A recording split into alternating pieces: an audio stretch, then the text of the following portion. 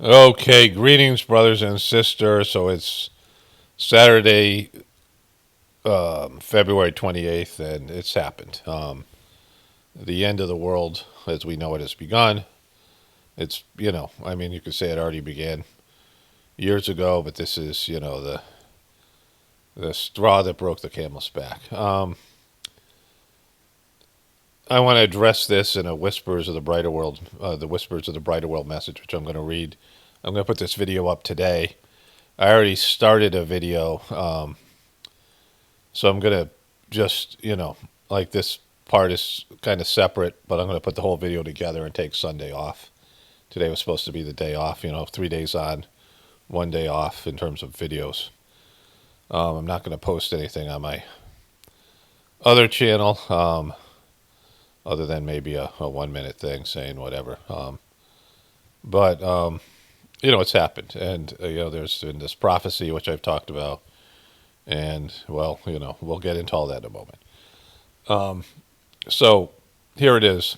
States military began major combat operations in Iran.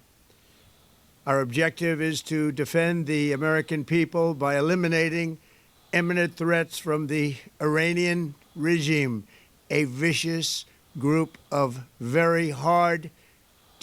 Okay. This fucking cunt.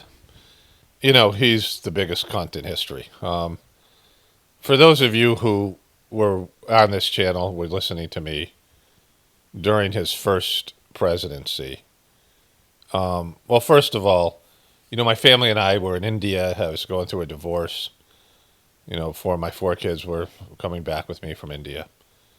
And then I guess 2 of them had left by then and went to live with my ex. But, it was a weird time for me personally. Been in India for 3 years with the meditation, and then came back and was reinventing my family's life, all this stuff. This YouTube channel became my, full-time job. I mean, all these things in those years leading up to that, 2014, 15, and then 16. And then, Trump seemed to give up in the third debate.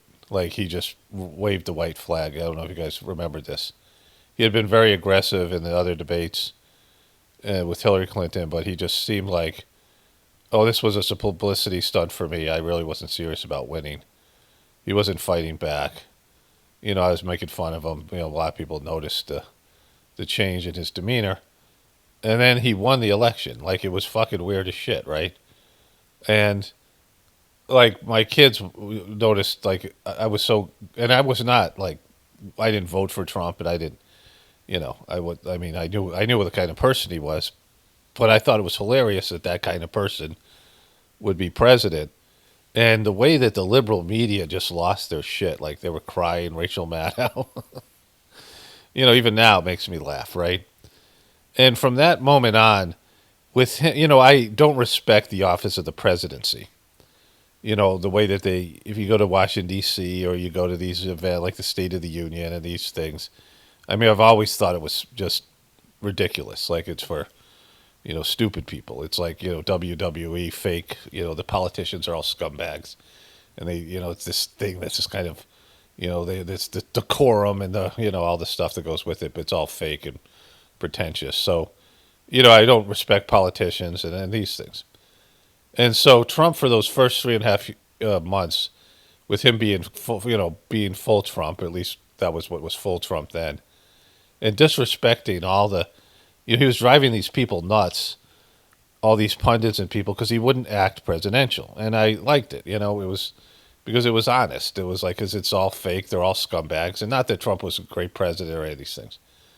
But, he was my favorite character as a president in what I call the show. And it was great. And then COVID hit, and he completely failed. He crumbled like a card house. They worked him, and they pushed him. And one of the things that I praised about Trump was he didn't do any wars. We were doing wars quite a bit, right? Like, there was the Bush administration, there was that famous moment where Wesley Clark comes out and says that he went to the Joint Chiefs of Staff. He was like the former Joint Chiefs of Staff, and he went into to his old job at the Pentagon, and there was people there still, liked him and had worked for him, and they said it's really bad. They went there twice, and the first time they said, like, after 9/11 it was really bad, and they told him they were going to attack 7 countries in 5 years. It was a plan, and Trump disrupted that plan. Like, and it was already kind of on its way out with Obama in Syria. It kind of failed, and Syria just didn't, and they never got to Iran. Like, Iran was always the big one, right? If you ever seen that clip, I'll show that clip after this one. And, they always wanted to, it was always part of the thing. Iran was the neocons' dream, these guys who were owned by Israel. But Trump didn't participate in any of that. There was no wars. And, like, for that, I gave him credit, right? But now there's no justification for this war. No American citizen feels threatened. No logical, conscious, even the sheeple don't feel threatened by Iran. No one was worried about Iran attacking us. No one's worried about Iran getting a nuclear missile. Iran wasn't threatening us. They have backed down time and time again. They've had, according to Israel, they've had the capability of getting a nuclear weapon for the last 50, 60 years, 30, 40 years, whatever it is. And they haven't done it. They could have done it. They haven't. And so that shows that they know that as soon as they get one, they're fucked. Or as soon as they start trying to get one, they're fucked. And so they've shown that they're not a threat. Iran hasn't done anything to us. 9/11 was a shocking event, to the world in America, even though it was, the official story's bullshit and it's a false flag and all these things. But we don't have that. We don't have any moral justification for going to war with Iran. America has no reason for doing this other than Israel wants us to do it. Nothing was happening. I thought they were going to try to do a false flag. I mean, that's what I thought. But then I heard they were ordering all Americans to leave the country. And they are already, pulled their back, all that stuff. So, and, this was going to happen. And everybody in the world knows that this is Israel's war. This is what Israel wants. And whatever Israel wants, America gives to them. And that scares the shit out of, I'm sure, everyone else in the world. It destabilizes that whole region. All those other countries, they see an incompetent fucking bully of a president, who made demands on Iran that couldn't be met for no reason, and then just launched this war because Israel said it's got to happen now, and we want you to do this, and you have to do it. A guy who's, the Epstein files and all those things, whatever the reason is for Trump to just go ahead and do it, there's no fucking justification for it. And it isn't like we're going in there to occupy Iran and take their oil, which would be a fucked up thing, but at least there'd be a reason, other than some other country is puppeting the most powerful country in the world.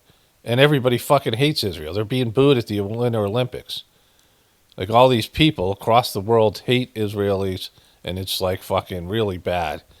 And now there's this aspect of what's happened with America. But despite all that, this comes down to the whispers of the brighter world. Was the day, I've been kind of, I don't say dreading, but aware of since I first read these messages, and I'll get to that in a moment. So this is that day. And, here it is, the day that was going to start a series of events that would lead to the destruction of the world as we know it, and bring in a spiritual renaissance. So there's a silver lining, but, on a spiritual level, it's going to be great, but on a material level, everything's going to change, right? Let's listen to this piece of shit talk more. Terrible people. Terrible people. A vicious group of very hard, terrible people. That's your fucking message? Like, this is what you're saying? That they're hard, terrible people? Because, this is like what Israelis grow up with, what they talk about Palestinian people. That you could do things to them because they're terrible. They're not real people. They're just goy. Those fucking goy over there, they're terrible. We can do what the fuck we want. Right? This is the chosen ones. Its menacing activities directly endanger the United States, our troops, our bases overseas. Come on. It's just nobody buys that. Like, it's like 20% of the people that are so fucking retarded that they listen to this guy, and they don't. I mean, all of it, right? And our allies throughout the world. For 47 years, It sounds like they're a real bully. It sounds like they're a real fucking bully. the Iranian regime has chanted death to America. Oh, they chant that? They chant death to America? That's exactly why you launch fucking missiles at their citizens. That some people there chant death to America. Is that the fucking reason? Death to America is enough for the justification of ending the fucking world? You worthless piece of shit. You worthless cunt. Like, just the worst fucking piece of shit ever. Like, just look at this motherfucker right here. An unending campaign of bloodshed and mass murder, targeting the United States, our troops, and the innocent people in many, many countries. You mean Israel? Like, nobody else is thinking this. Iran has had their nuts clipped for years. Whatever they do by proxy, any of these bullshit things they do, it's nothing, right? They don't, they have a big military, but they're not bullying anybody. The only country is Israel. Like, this is the only thing. If Israel didn't exist, they'd have whatever conflicts between these countries in the Middle East. But, I mean, not that Iran regime is good. It's obviously a bad one. And I know Iranian people. Like, when I was in India and doing the meditation at the ashram, there was probably about 30 or 40 Iranians there. There's one guy in particular, he had like 3 young kids, and my daughter used to babysit him. And like, he's just a great guy. He was like he did motivational speaking, very Western. And none of these people were like angry at me or other Americans. I mean, of course, these were spiritual people that were, but they all knew that we fucked their country over years ago, right? With the Operation Ajax. I mean, that country, and they were living in a situation where they couldn't meditate. They had to do it secretly. The meditation that they were doing. These were people who didn't wear head coverings. The women, this guy's wife, these people. Because they didn't want to wear them. They didn't want to live that life. They were modern people. And there's lots of them there, and they're under a shitty regime, which, I'm sure they're, on some level, the ones that don't die in this fucking, random bombings and whatever the fuck they're doing here. But their country's going to be in chaos. It's going to be worse after this thing, and Israel's going to do everything it can to disempower that country and whatever it is, right?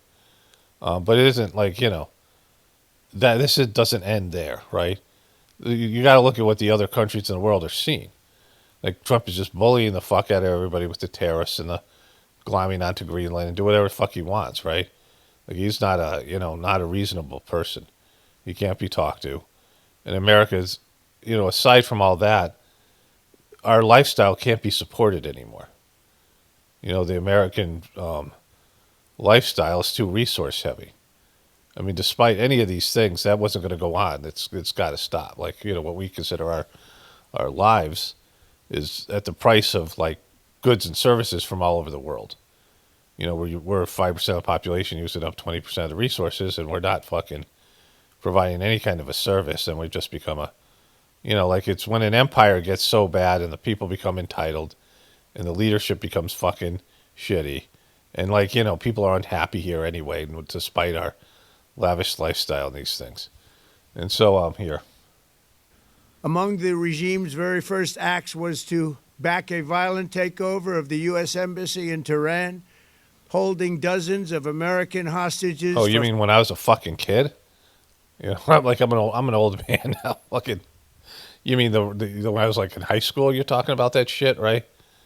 After they, so what happened was, he's leaving out the historical context of Operation Ajax. They had this leader named Mossadegh. We've committed war crimes against Iran, like multiple times. But they had this leader named Mossadegh, and he was democratically elected. Persia is a wonderful historical country, right? Just an amazing place. Persia, Iran. And, they have a long history, and the people are very interesting. And they have, it's an evolved place. It's not like India, but it's like, it's got that element on it, right? It's a, It was like an empire and something that, the movie 300, right? They had a huge army at different times, different whatever it was, and they had culture, like lots of it, and they were a moderate country, which was, you know, the oil industry was just developing right there, and British Petroleum developed the oil there, and they were taking 80% of the profits, which is completely fucked. And this guy Mossadegh said, "No, we want 50%, or we're going to kick you out. You're going to get nothing." And British Petroleum whined like cunts to America and the CIA, and they said, "All right, let's take this guy out."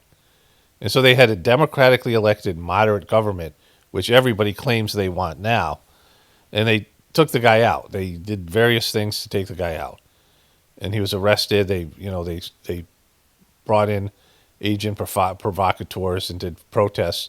Very popular leader, and they destroyed the guy, got him arrested in his own country, bribing, doing all the manipulative CIA bullshit, right? And then they put in this guy, the Shah of Iran, who lived like a fucking king, and he was bloodthirsty and killing all of his people, and just, and the whole country turned against him. And then they had this, what they now have, this government. America created this, and everybody fucking knows it. Like, it's been talked about. The CIA finally admitted to it about, like, I think in 2012 or something. And we fucked up that country, like, just fucked it up with this regime change bullshit. America owns that. Like, we all, we share, the consequences of that action. All Americans share in that, right? That, the bullshit, our leadership did this, and we, as American citizens, we all, there's some scars, karmic effects of that. And they've had a shitty government ever since, which we've used as a, axis of evil and this kind of thing, right? And now he's bringing up the fucking hostages. The reason Americans were taking hostages is because we fucked up their country. Like, it's totally a reasonable, thing. Like, it's what they did. It's not a crazy action. Like, he's bringing that up as a justification for the war now. Like, 444 days. In 1983, Iran's proxies carried out the Marine barracks bombing in Beirut that killed 241 American military yeah, was that them or was that actually Israel? Personnel. Or America doing it, false flag? 2000, they knew and were... I mean, even if it was, it doesn't matter. Like, we destroyed their country, right? Anything that they would do would be justified. You took down their leadership and gave them the fucking shitty country that they have now. Like, it was a good country that we destroyed. Like, it was a Democrat, elected moderate. They had industry, modern lifestyle and things like that, and they took that away from them. America did. CIA just fucked around with these countries, and every one of them, we know regime change doesn't fucking work, because as bad as a government is, and when you take out that government, things get worse in that country. Look at Libya. Look at these other countries, right? And, anybody with a country would be like, fuck, America's just doing this to anybody, that, just impulsively, irrationally, like just impetuous little children.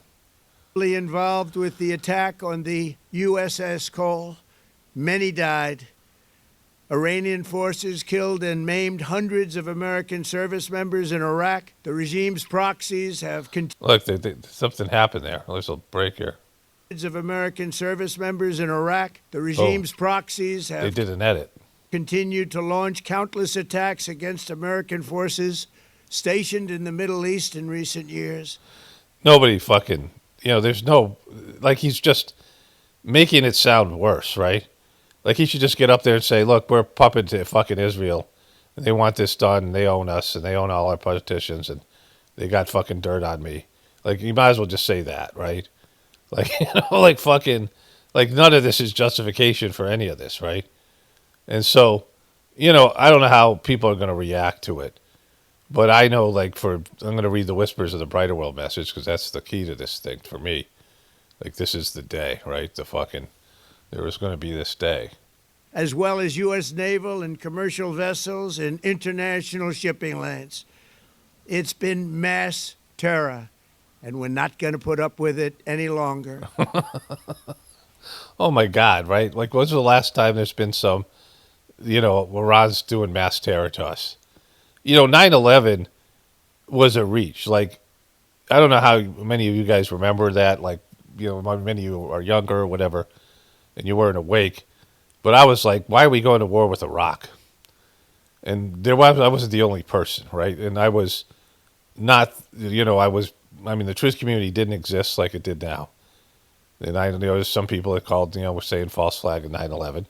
Like, I didn't understand that till 2004 or 5 or whatever it was, and so, but I knew war with Iraq made no sense at all. It wasn't Iraq that had anything to do with 9/11, and we were going to war with Iraq. Like, it was like, what the fuck are we going to war for Iraq for? And it was the same kind of bullshit. They were saying Saddam Hussein had weapons of mass destruction, which turned out to be false. Like, he didn't have them, right? And, there was a lot of people around the world that were sympathetic to America because of 9/11. But this thing that he just said, there's nothing there. There's no catalyst for this war. Like, it's more honest because there was no catalyst for, the 9/11 was a self-inflicted, Israeli American, thing, whatever. But they were hoping we'd get Palestine, and we didn't. Like, we went after Iraq first, and we were coming around to Iran. Like, it was eventually going to be Iran. But Iran had nothing to do with any of these things. And Iran hasn't done anything to America in fucking years. Because, Iran realized that they were on the list, right? Because that America was going for broke in the Middle East, and they were on the list. And they might shout stuff like "Death to America," which is fucking nothing, right? But they haven't done anything because they know one little thing that they did, and they're done. Like, we're looking for an excuse. Even under Obama and the Clintons and those people, they had a hard on for Iran. And the neocons certainly did.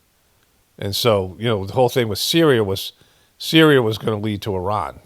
Syria, they're going to get Syria, then they're going to go after Iran. And they didn't. They stopped at Syria. And then Trump came in and didn't do shit, which is good. And he didn't, go along with their plans. But now he's just completely owned by Israel.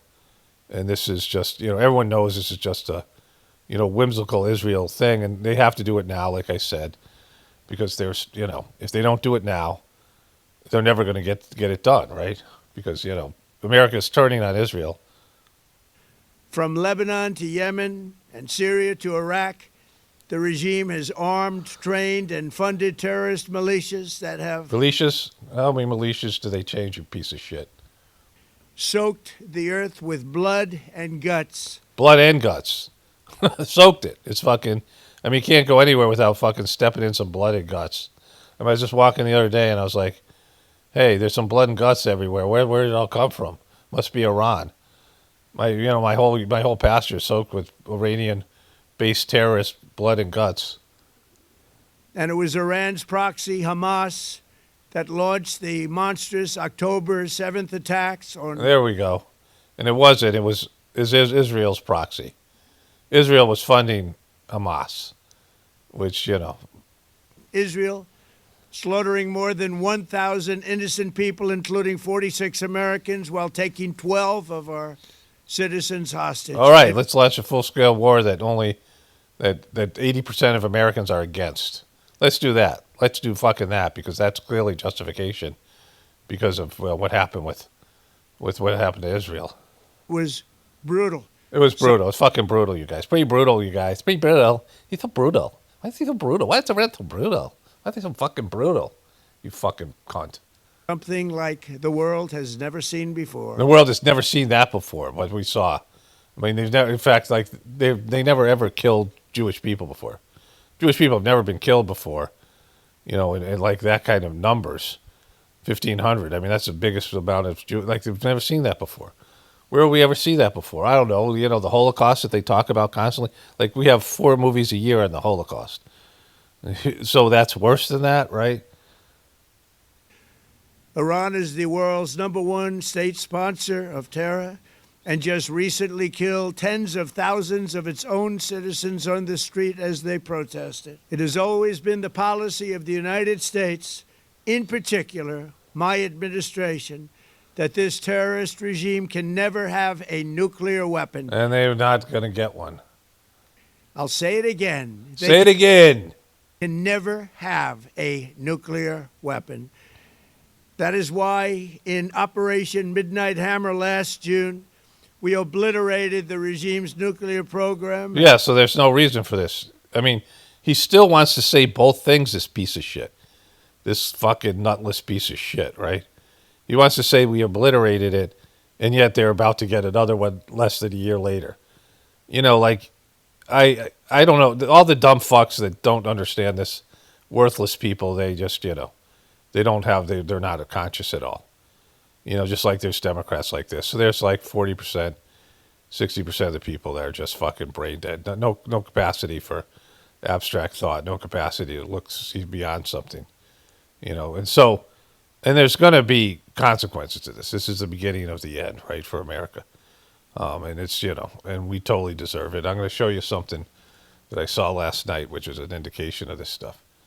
But, he said he obliterated it.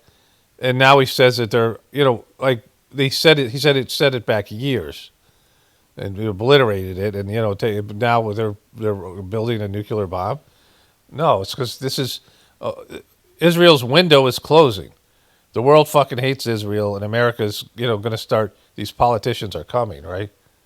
Fordo, Natanz, and Isfahan. After that attack, we warned them never to resume their malicious pursuit of nuclear weapons. That they're always 2 weeks away, but never getting that malicious. And we sought repeatedly to make a deal. We tried. They wanted to do it. They didn't want to do it. Again, they wanted to do it. They didn't want to do it. They didn't know what was happening. They just wanted to practice evil. They just wanted to practice evil. That's all they want to do. I mean, they just say, "Hey, we can't help ourselves. We just love practicing evil." We've created all these wars, these unnecessary wars in the Middle East. Oh no, that's America. That's the evil America. We're an evil fucking empire. Like if you don't understand that, we're Darth. This is a gay Darth Vader up there, right? Like this is, we're the evil empire. We're the fucking bad guys, right? And there's no good guys, fucking, we're the evil empire, and there's a bunch of wannabe empires out there, wannabe politicians. Humanity's lost its fucking way. There's no sense of being something good, like being a good person, being good people. Like it's just the worst of the worst. A sociopath. There's 10% of the population that's always just fucked. Sociopathic, narcissistic, demonic people. And they are always, usually they're, kept down by the tribe and, in good times. But now they're being celebrated and they've taken over. And this is, an indication of that, right? But Iran refused, just as it has for decades and decades. They've rejected every opportunity to renounce their nuclear ambitions, and we can't take it anymore. We can't take it anymore. I've just had enough. It's just so bad. The bullying, fucking. Instead, they attempted to rebuild their nuclear program and to continue developing long-range missiles that can now threaten our very good friends and allies in Europe, our troops stationed overseas. Okay.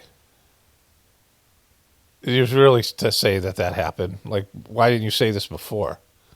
You did the thing before. It's just made up bullshit, right?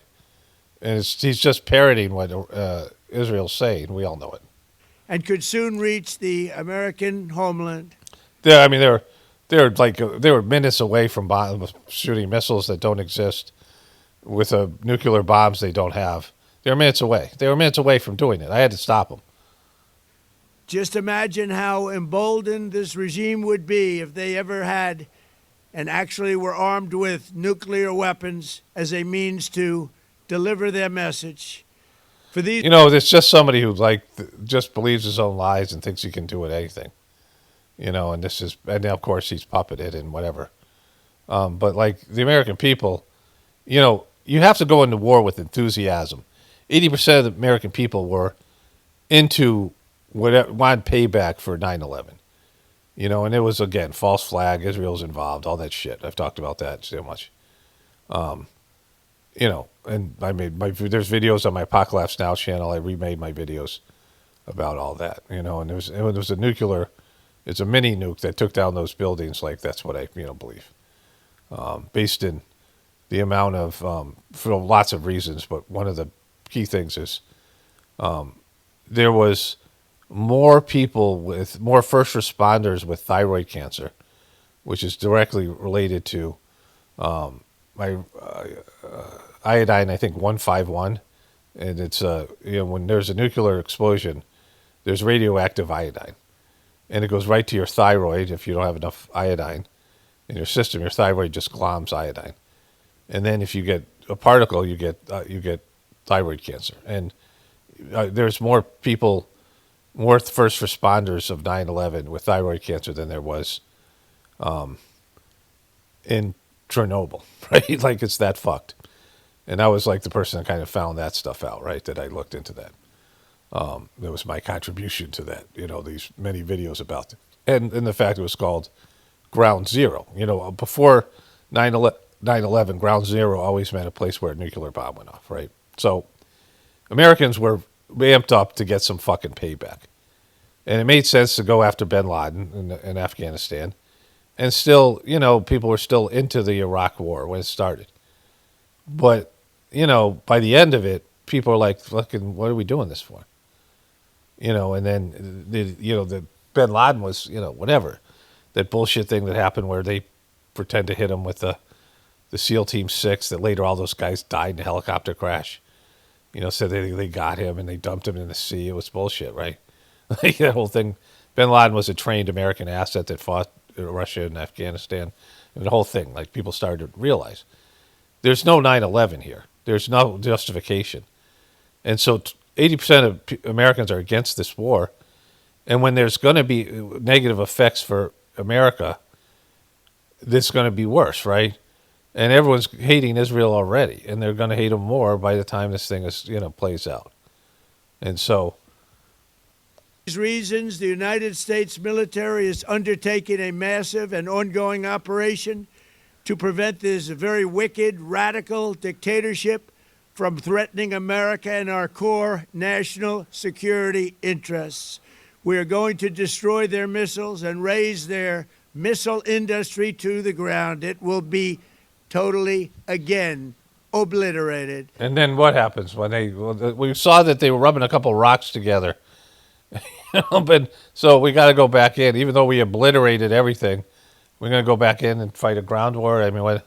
We're going to annihilate their Navy. We're going to ensure that the region's terrorist proxies can no longer destabilize the region or the world and attack our forces, and no longer use their IEDs or roadside bombs, as they are sometimes called, to so gravely wound and kill thousands and thousands of people, including many Americans.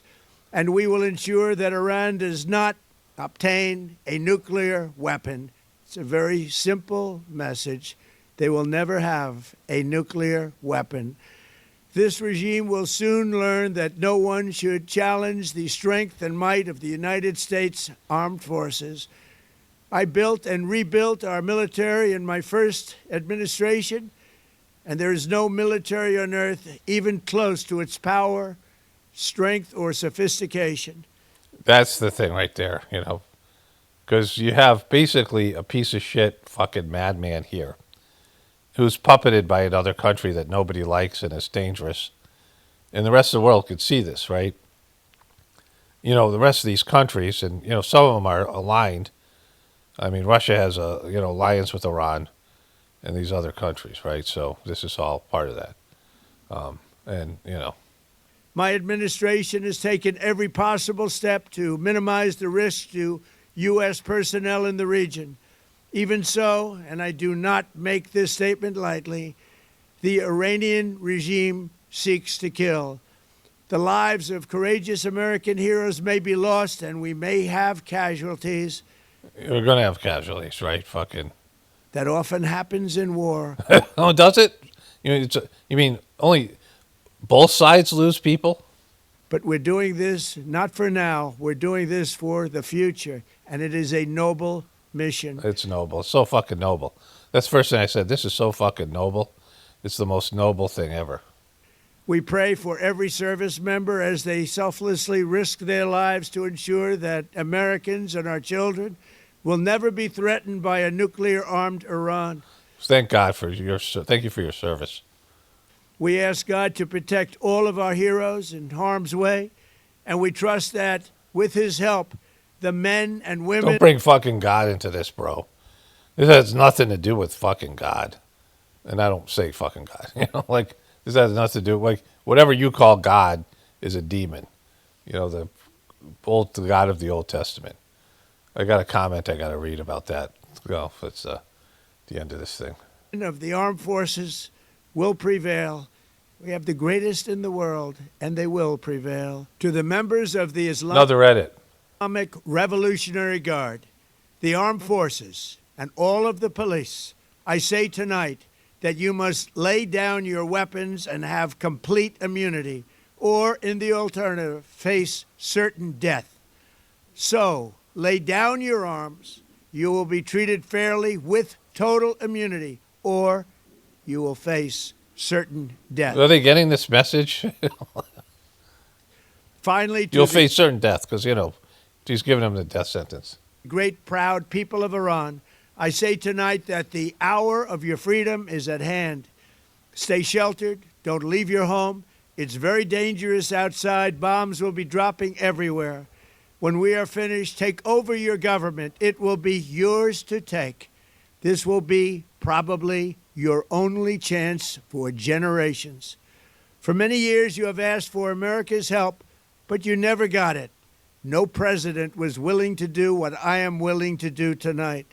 Now you have a president who is giving you what you want. So let's see how you respond. Let's see how you respond, because, you guys get a government together and just get everything ready. Just clean up the big mess that I'm about to make in your country, and then just go in there and just build your own government and get the thing and do it. And just make yourself look like a great country, like you were before we wrecked it, 1960, this kind of thing. America is backing you with overwhelming strength and devastating force.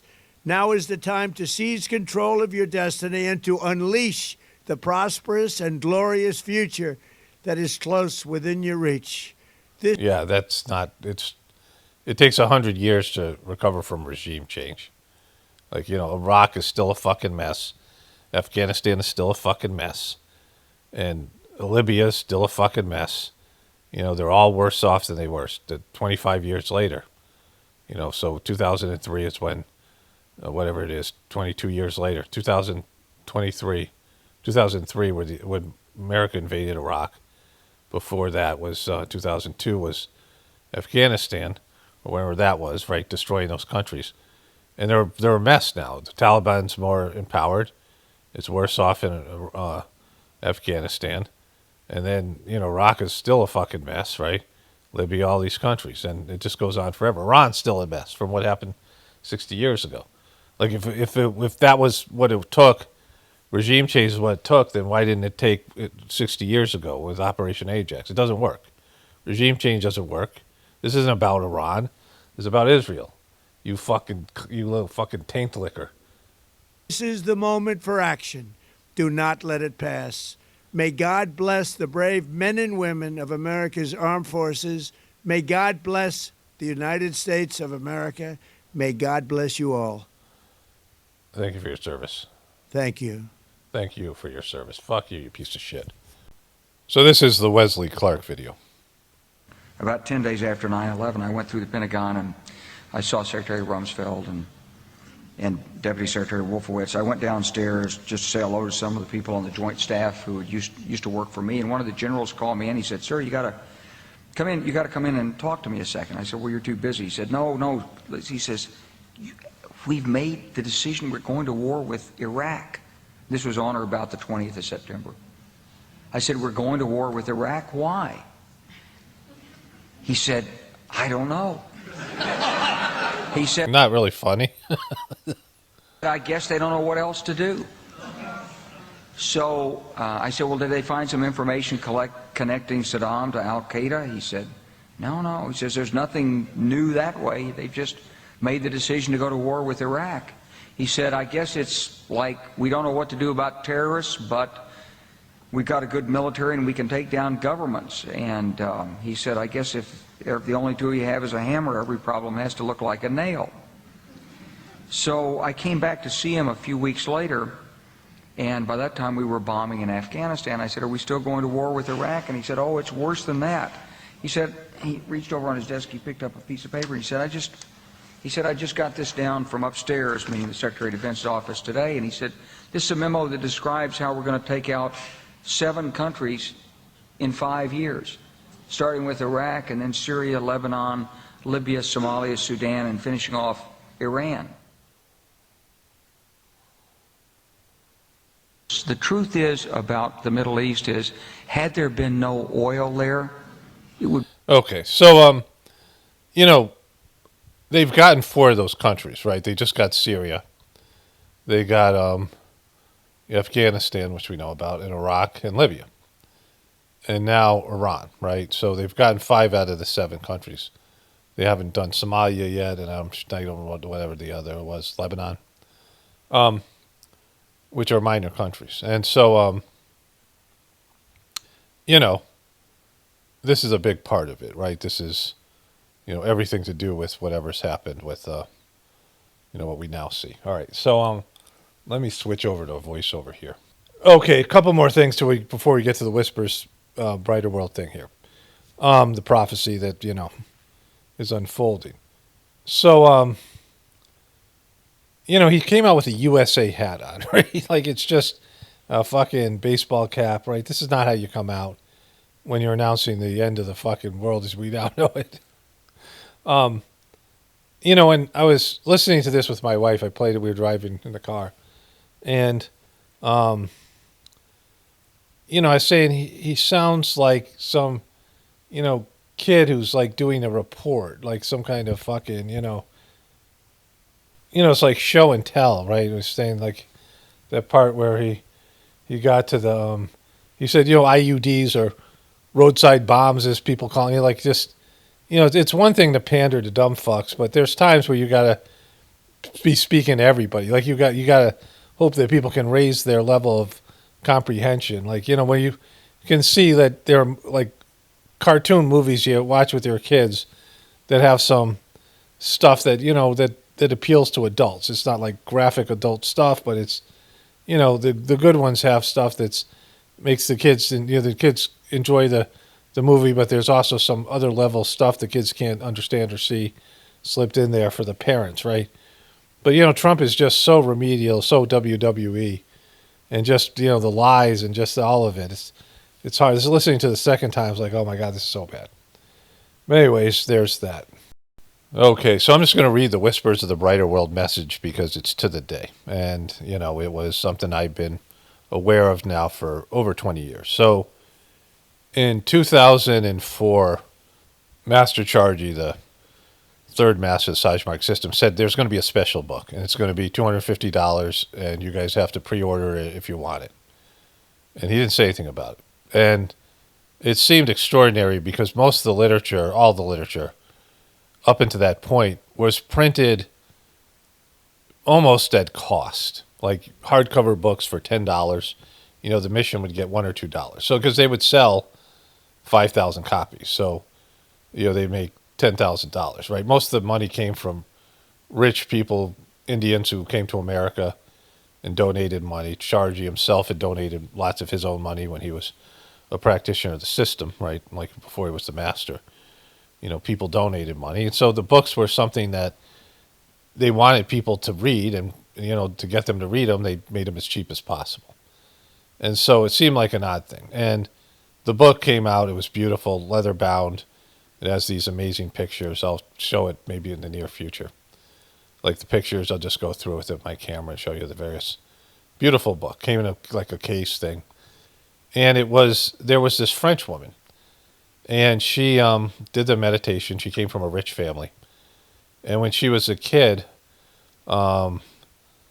she was on a horse, and she fell off the horse, and she got really hurt. And a doctor she would later describe as a butcher fucked up her back and she was in chronic pain from that time on for her whole life. She could barely move. She was stuck in her apartment.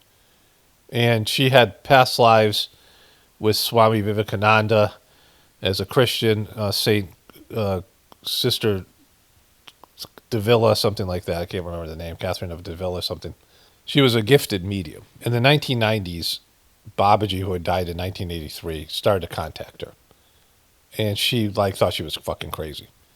And he sent another person to her, another medium, who showed up at her house, and she knocked on the door and said, Babaji says, and there's no way this woman would be found, right? Nobody would know. And Babaji said, the woman opens the door, and the woman says, Babaji sent me over here to tell you the messages are real, right? That this was, And so she died in 2018. She channeled from 1994, and mostly in the 2000s when it really kicked in. She didn't have a lot of energy, physical energy, and it took a lot of energy for her to do these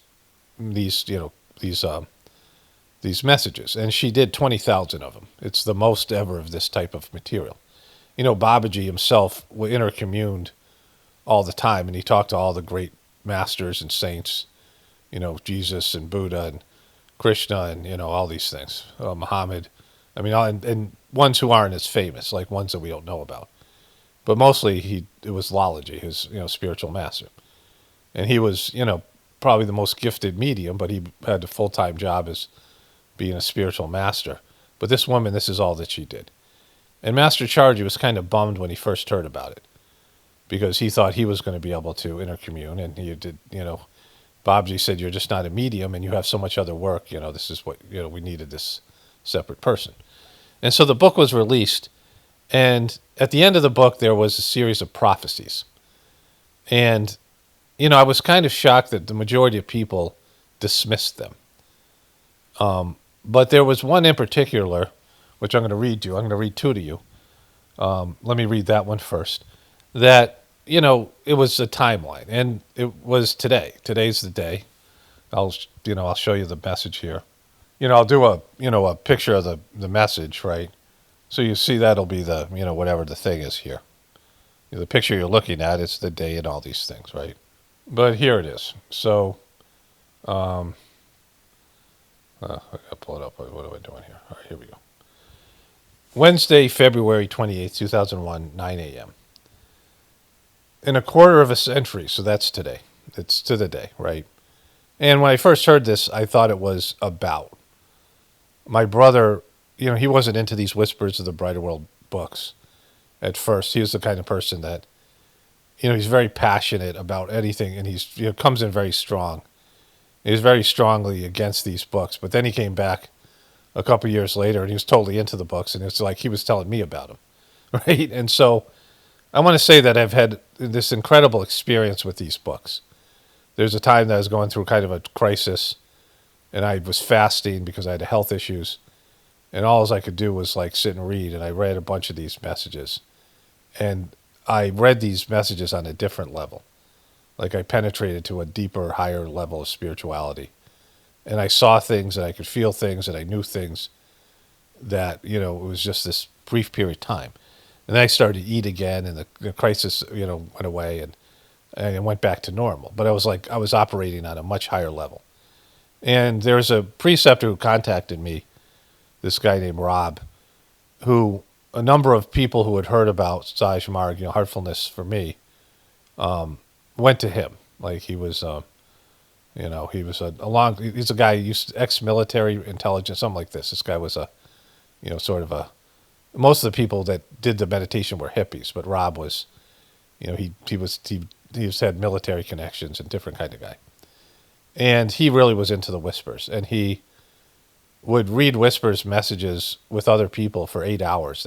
That's all they would do. And he said they had the same thing happen to them. They just went to a different plane of existence. It was amazing.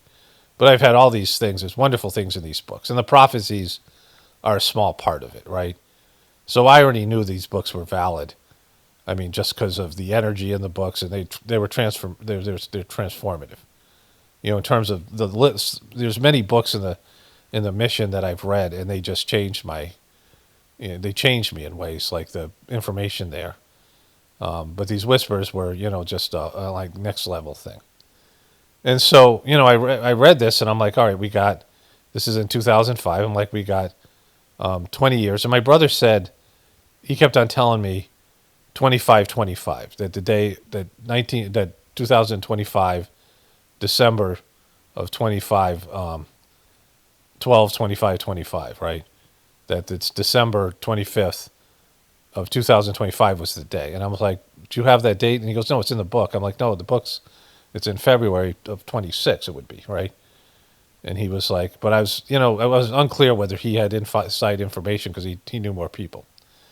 But no one really was talking about it. Like I didn't, they were like, because these prophecies and the whispers in the brighter world, things that predicted things, other messages, he would often say to the woman, this doesn't concern you, to her, because she freaked out. There's one message I'll read about it, right? Like she was, constantly freaking out about the messages in general, and these ones particularly. Like she didn't even want to write these ones down. So it isn't like this was nobody talked about it. The prophecies were there, and I tried to get people to talk about it, and they didn't want to, right? Like they were, no, it's, there was this one kid who was he was a Virginia Tech student, and, neat kid, Indian kid studying science. He was studying the motion of water, he was some sort of engineer. And I was talking to him about this. He goes, no, the people who run the world are so smart, they'll figure out a way to, like that was his thing. But here it is. Wednesday, February 28th, 2001, 9 a.m. In a quarter of a century, the Earth will experience a major turbulence that will be the beginning of a cycle which Earthmen will find very difficult to go through. Fire will literally beat down in certain parts of the world, whereas torrents of the rain will pour over others. Cataclysms will follow one another for many long years, keeping men frightened. Many will turn towards the supreme God, beseeching his forgiveness for more and more aberrant behaviors, as well as for the maltreatment imposed on their nourishing mother, the earth. The failure to respect the elements will lead to the efforts generating terror among the population of the end of the century. In future ages, the present layout of the continents will be shattered. Men's maps will need revising, yet the creatures inhabiting this planet will have more than enough to do to survive rather than dealing with those details. I mean, I can almost read this from memory. Adam will turn against men, ATOM, will turn against mankind, will not be able to harness it, and its lightning power will be devastating. The time for punishment of such a conceit will take place as hard as it can, and man, paying for his ancestors' glaring mistakes, will suffer without having any control over the situation. The transformation of this planet must go through all these cataclysms in order to be effectively completed. Babaji, the second master of the Sage system. Okay, so the day is here, and I didn't know if it was going to be to the day, but I had a reaction. Well, let me read this other two messages here. So this one is Friday, December 29th, 2000, 8 a.m. So this was before that. Nuclear power will ruin the world. This badly controlled power is demonic. One day man will be overwhelmed by its power. Upheavals that will change the world will have their origin in it. It has much wider implications than you can imagine, which contribute to destabilizing the balance of this planet. In this matter also, man plays with fire without actually being aware of the detrimental consequences for humanity. If that doesn't describe Trump, then I don't know what does. A natural energy will replace all that is currently used and which are harmful to man. Human knowledge does not allow its use for the time being. The secrets will be revealed to men of goodwill who will look for an inspired scientific research. The energy will be non-polluting and very inexpensive. Those with money power will not be content with it. Only the absolute necessity for the survival of the world will prevail. This time is not going to happen tomorrow. The earth will go through great changes before getting to that. These prophecies do not concern you. You are undergoing the damaging effects of this insidious pollution, which will lead the world to collapsing. But you can neither stop time nor modify the system in place. Then protect yourself as well as possible from the harmful effects and pray for your brothers of the future, Babaji. So, there's a video in all of the description boxes called Whispers of the Brighter World Prophecies or something like that. And I read all of them there, so you can go listen to those. And there's a lot more that aren't in that section in that book. There's all these other ones. And, I'm going to comb through them. I have hundreds of them, and I have to find, the ones that are most pertinent. Like, I can't read all of them, unless I did multiple videos. So, two more things to get to here. I got pulled up the wrong thing. Where is it? Here it is. All right. Later that day, so at 9 in the morning, he gave that one about in a quarter of a century. And later that day, Wednesday, February 28th, 2001, 10:30 a.m., you can call this new collection Prophecies. There's these collections that they put for this book. They were called different things, right? Because they were over a period of time. And then they started to release all the messages in order on the internet. Again, 20,000 of them. Sunday, March 4th, 2001, 10 a.m. My dear daughter, concerning these prophecies, you must write what we dictate without having any qualms. You cannot check the soundness of what we are telling you. Some of our comments confirm assertions you've read from other sources, which themselves include some of ours. The best inspired ones have been written by mediums, having access to well-informed sources. Great upheavals occurred on this planet time and time again. They made life evolve in various forms. Terrifying species inhabited the planet that screenwriters of science fiction movies cannot even imagine. The humanoid kingdom is rather recent. It wasn't about spontaneous generation, but it was experimentally generated by superior beings and has evolved with time. Present researchers whose eyes are riveted on test tubes would be astounded if they discovered the true reality of mankind. There is no question of an upper race as they believe. The sub-race tries to work its way up to the upper level with God's help. That's us. There's every hope of success. There is a lot to do. All kinds of committed persons have devoted themselves to it. Eden will not happen in a hurry, but a high-level embryonic consciousness is germinating and growing in this world so as to reach a possible full blossoming in a very distant future, Babaji. So in chronological order, this is the second to last one that he talks to her here. Sunday, March 11th, 2001, 8 a.m.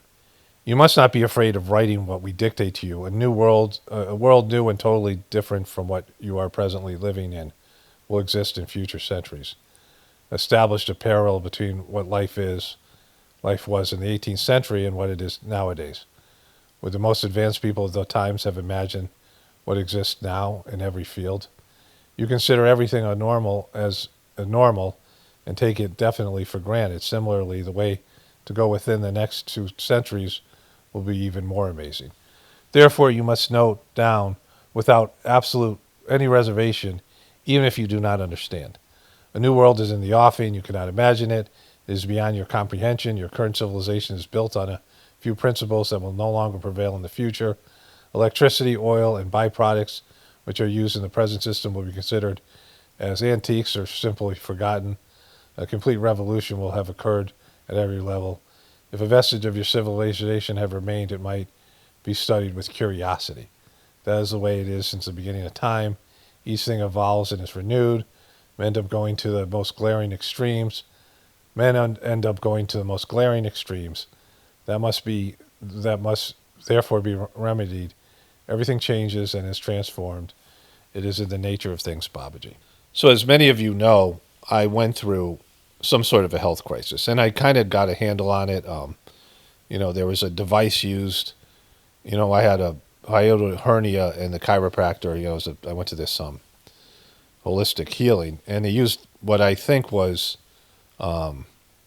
ultrasound device, some kind of, energy right around my heart, and I think that triggered my, whatever. And I'll talk about that more in future videos. And then I did this cleaning video because I also thought there might be some surfacing fears that I wasn't aware of that was in my system. Like I haven't felt any sort of fear and panic and things. My panic attacks and phobias have run in my family. A number of my siblings had them. I went through a period with it, but I haven't felt anything like that in years. So I started a playlist on Gratefulness Meditation to clean out fears. I thought this was a good thing, given this day was coming. Like I was waiting for this day, And, so I did the seventh sitting yesterday, the last one on Friday. And I was going to do the meditation early because we have this Friday night sitting that we do. That's just a half-hour meditation every Friday night at 9 p.m. That comes directly from the source. And so I was going to do that, the other one before that, but I didn't have time. I ran out of time.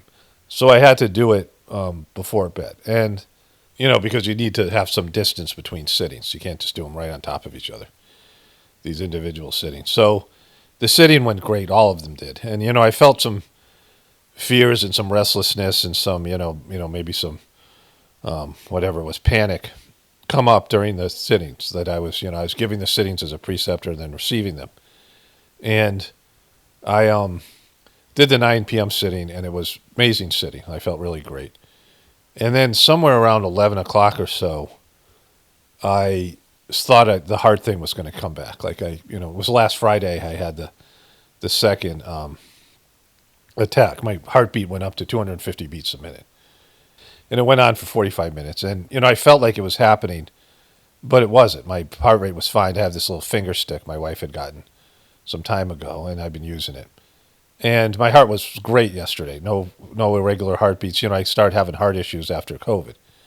And, I'm sitting there, and I went through a couple of, I was watching something, basketball, and I'm going to show you a clip from a game which is very indicative of where we are as people. That's going to follow this thing. Hopefully, but yeah, it probably will. And so, I was, feeling flipped out, and I turned on the news because I expected that something had happened. Like I could feel like, and I was wondering if just my knowledge of this whispers prophecy on a subconscious level was kicking all this stuff up. I'm like, but I felt like something was going to happen. And I kept on checking the news, and I finally got tired enough to come in and do the sitting. And the sitting went fine. And then I woke up this morning. My wife got up early. And I woke up, and I had like a little minor sort of panic kind of thing. And I felt really bad for a short period of time. And, I was like, the sitting, I had taken the final sitting, and I'm like, well, that sucks. Because the sitting was there to clean out all the fears. And I ended up, my stomach was bothering me, and I, sometimes I have these migraines, which I think this heart thing is connected to my migraines. My body glitches out a bit, and I have to throw up, and I ended up like dry heaving. There's nothing in my stomach, and I felt like better, and I went back to sleep twice, and I woke up around 8:30 or so. It was around 6 o'clock when I woke up, and I was like, I knew something had happened, and then I turned on my phone, I looked at the YouTube videos, and Trump said Iran had attacked. So I knew that this thing, I've been connected to this thing for 20 years, like this event. Like I read about it in the Whispers of Brighter World. I knew it was going to happen. I knew it was going to involve America.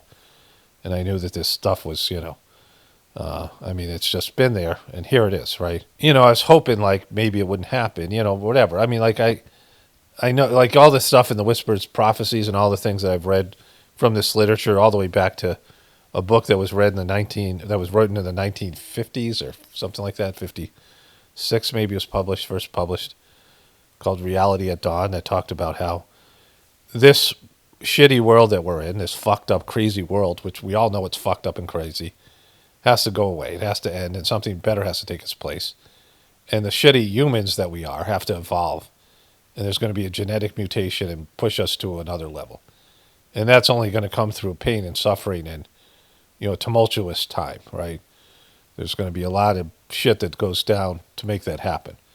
And there's going to be some remnants of the civilization, obviously, because he talked about a new energy source and these things. There's going to be an alien invasion of something to stop people. Like there's going to be a whole bunch of things that happen. But human beings have all this unrealized spiritual potential, which I am, aware of from my own experiences, my limited experiences with Sajmark's system. And it's going to happen, and it has to happen, because it has to fucking happen. Everyone can see it. We suck right now, and we're going in the wrong fucking direction. And so, and even if that wasn't the case, eventually you have to rise up to higher levels. You just have to. And this isn't going to be the only evolutionary jump, but there's going to be a major one, and the people of the future are going to look back at us like we're fucking apes, right? Different versions of ourselves, and this is what's happening. So it's a good thing, but yeah, it doesn't feel like that now. Anyways, so there's that. All right. I feel like whatever I was going through was over. Like I just, the anticipation of what was going to come and, whatever I was experiencing, like I'm completely, my body's, adjusted and, adapted and whatever. So there's that. For me, it's a relief to have the fucking, this thing started, this new phase started. Like it's just going to be what it is. All right. So, I made a video already here yesterday, and then some of it's building up to this, so it's all included. And so I'm just going to put this whole video up today. Again, this was my sort of day off. And I'll take Sunday off, and then we'll come back Monday with more on this stuff. And, I'll be doing more Whispers of the Brighter World Prophecy stuff and talking more about that. This is just, the initial thing here. Okay, so I saw this basketball game was on. I taped it. It was the Detroit Pistons against the Cleveland Cavaliers. But then I saw that the Cleveland Cavaliers' two best players were going to sit out. This is a big game with playoff implications, but I figured they'd get blown out by the better Detroit Pistons. But the Cleveland Cavaliers reserves, which has been happening a lot this year, were outplaying Detroit. They were winning this game. And towards the end of the game, Detroit made a push to come back. So I taped it, and I just fast-forwarded to the end. I didn't, I was like, well, I'll tape this, and if there's any interest, I'll watch it, right? And then something happened I talk about all the time, where it shows you how dishonest human beings are. So you can see this guy, Duncan Robinson's got a hold of Daniel Tyson, I think his name is, his jersey. He's holding the shit out of it. He's fouling him. And this is an inbounds play. And Tyson's going to push the Robinson guy, and they're going to call a foul on Tyson. But when they reviewed it, the refs see that, they have to call this. They have to reverse it, because there's video, right? They have these ways that the coaches can challenge one or two calls a game. If they're successful in the first one, they get a second one. So they have these video reviews, and they did this review here, and it was reversed, right? So let me show you that here. This is a massive call here. It was called a foul on Tyson, but you see how Robinson was grabbing the jersey as Tyson. So it's an obvious foul, right? You can see that, how much he's holding on to the guy's jersey, and the ref, he knows. Robinson probably knows that the ref can't see that, and often they'll let that go, but they call a foul here. And it's pivotal. Detroit ends up winning anyway. It was fucked up because Cleveland collapsed. They missed 2 free throws, and the whole thing happened. But he's got a hold of his jersey, and the people, this is in Detroit, and they all see this. They see the same thing that we're seeing, right? Here, and they're showing it on the, they have big giant screens, so they know the call should be reversed. That this. He's obviously fouled him. He's holding on to his jersey. They know it's going to be reversed, but they boo anyway because they want to cheat. They want cheating. They want unfair results. They don't want things to be fair. Hey, fuck you! No, we're going to come back because this call should have ended the game. It was like less than 24 seconds. There's like 20 seconds left, something like that, and Detroit was down 3 points, and there's going to be a foul shot because it happened before the ball was inbounded, so they're going to get a free throw, and they were going to get the ball back. So Cleveland should have won this game. They had a 99% chance of winning. They ended up blowing it, but they had that chance, right? They should have won. But Detroit fans don't know it. They think the game's over, so they wanted the refs to cheat, right? Let's listen to that. After review, the defensive player pulled the jersey of the offensive player prior to the ball being released. See, they all knew it was coming, right? They all knew this was going to happen. And they're booing. They're like, fuck you. How dare you enforce the rules fairly? And this happens all the fucking time. And that shows you how fucked people are, because they don't want the rules to apply to them. They'll boo if this was the other way. If this is the other way, they'd be cheering this call, right? And be booing the original call. he was holding him, ref, this kind of thing. But it shows you how subjective people are. Like, rules are there for everyone's benefit, right? Like, it's just something everybody should be aware of, and it's not. So, like, there's that. And I watched this last night going, we're worthless. Like, if you want this kind of special treatment, I talk about how people call themselves kings. People want to be royalty. People want to be able to do behaviors to other people, but don't want those behaviors done to them, right? Like, that's how we live. That people don't think about it in a way like, if I do this, then this is also going to be done to me. Like, there's just rules. There's these what we call some scars in the Sizemore system. What people call as karma or whatever it is. Everything's accounted for. Everything that you do comes back to you, right? And so you should want things to be fair and right and just. People complain about the system being rigged against them. Everyone's whining about how their group is it's rigged against them, but they want it rigged in their favor. They don't mind the privileges. They don't mind when the call goes their way, a bad call goes their way, but well, you guys are screwing us, refs. Why aren't you cheating for us? And so this is why I'm thinking about this right before, like I had this sort of like panic attack, which I talked about, or whatever. I had this anxiety thing that came up because, this thing with Iran was coming.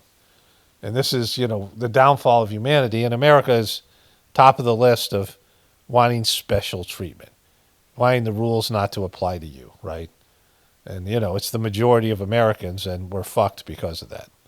And, other reasons, but this entitlement's a big part of it. So my wife sent me a bunch of memes about Bill Clinton and some of these other things I want to show you. And then this is this is the morning of the 28th of February. The video parts that I made yesterday I'm going to show you a bunch of clips first, and then I'll show you the video I made yesterday. And I got a couple of voiceovers to go with that. But here's William J. Clinton. I just finished testifying in front of the House Oversight Committee. I did it for two reasons. First, I love my country. Oh, Jesus Christ. So listen to his weak-ass voice. And Trump's voice is starting to get this way, too. Why the fuck are you making a video? All you should do is go fucking hide. You're not going to go to jail. You're just, you're not going to be invited to any fucking place, conventions and things like that, right? Like, you're disgraced for lots of reasons. Just go fucking hide. Like, no one gives a shit. You're irrelevant.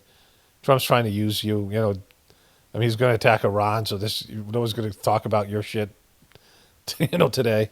Like, why are you even doing this? Nobody cares about you. You don't have any fans left. You don't have any people that love you. Your day is way past. You're going to die soon. Just fucking go. Like, just no, you don't have to do this, right? Like, you don't have to come up with this fucking bullshit denial that no one's going to believe. Including our Constitution. And America was built on the idea that no person is above the law. Yeah, fuck you. Even presidents, especially presidents. And that we should all live under the same set of rules. This kind of democracy requires every... So that why you didn't agree to testify for like fucking a year or 6 months or whatever it was? ...person to play their part. And I hope that by being here today, we can bring ourselves just a little further away from the brink and back to being a country. Fuck you. Like, your being here is just a distraction. And Trump's doing everything in his powers to not be Epstein himself, including now war with Iran. Like, think about all the things that have happened since Charlie, the day that Trump's message to Jeffrey Epstein, birthday message, where he drew his name in the pubic hair, and he had that weird conversation between him and Jeffrey Epstein. That thing was exposed from the archives from the Epstein estate, that it was Trump's. And the next day, Charlie Kirk gets shot.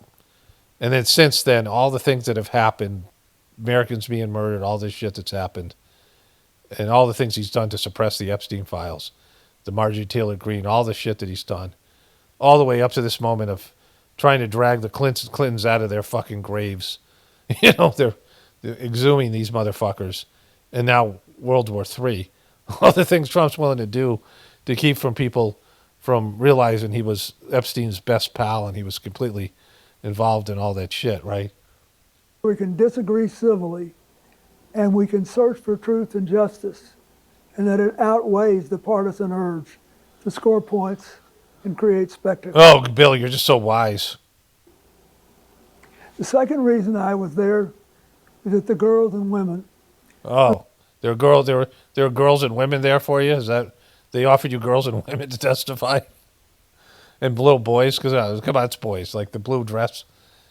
Jeffrey Epstein had him in a blue dress, remember? Whose lives Jeffrey Epstein destroyed deserve not just justice, but healing. So why was your testifying going to help with that? They've been waiting too long for both. Though my brief acquaintance with Epstein ended years before his crimes came to light, and though I never witnessed during our limited interactions any indication with what was truly going on, I offered the little I do know in the hopes that it would help prevent anything like this from ever happening again. Oh, come on. So you know nothing, but you testified because, you're totally innocent. I also have to say something personal. Republicans made Hillary testify yesterday, and she had nothing to do with Jeffrey Epstein. Nothing. I mean, me and him were best buddies. She has no memory of ever even meeting him. She doesn't. No memory of it. It's crazy. She neither traveled with him nor visited any of his properties. So whether 10 people or 10,000 people were subpoenaed, including her, was simply not right. So here's what I told the committee. First, I had no idea of the crimes Epstein was committing. He didn't. He doesn't know anything, right? He doesn't fucking know.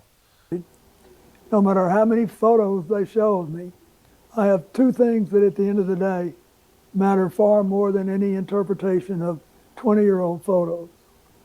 I know what I saw, and more importantly, what I didn't see. And I know what I did. He knows what he did. And more importantly, what I didn't I know what I didn't do. I didn't do, like the things I didn't do. I saw nothing and I did nothing wrong. He does. That's what he's known for. Monica Lewinsky was an 18-year-old girl. So, this thing about barely legal or, not being a crime in a state, that was abusive because he's an older guy. He's president of the United States, right? He's cheating on his wife, and the girl's only 18. And, if she'd been a little bit younger, it would have been whatever, the laws are there. But it's clearly ethically and morally wrong, right? I mean, there's just no doubt about it. There's like, you can say, well, she was legal, whatever the fuck that is. Like, that's what criminals say, right? It's just wrong. He was like a 50-year-old guy or whatever, 60, it's not right. And if he's willing to be with an 18-year-old, and there's that girl in Alabama, like an African-American girl, he impregnated her or something. There's his kids running around there. There's shit there with him. Like, multiple women accused, just like with Trump. And it's not political. Like, this guy's got problems. Seems like he was also into boys, which all of them seem to be into. But that never comes out because that's be too damaging. But, so if he's willing to engage with Monica Lewinsky, then what he wouldn't do a 17-year-old girl or 16, come on. Like, that's, these people have no fucking moral compass.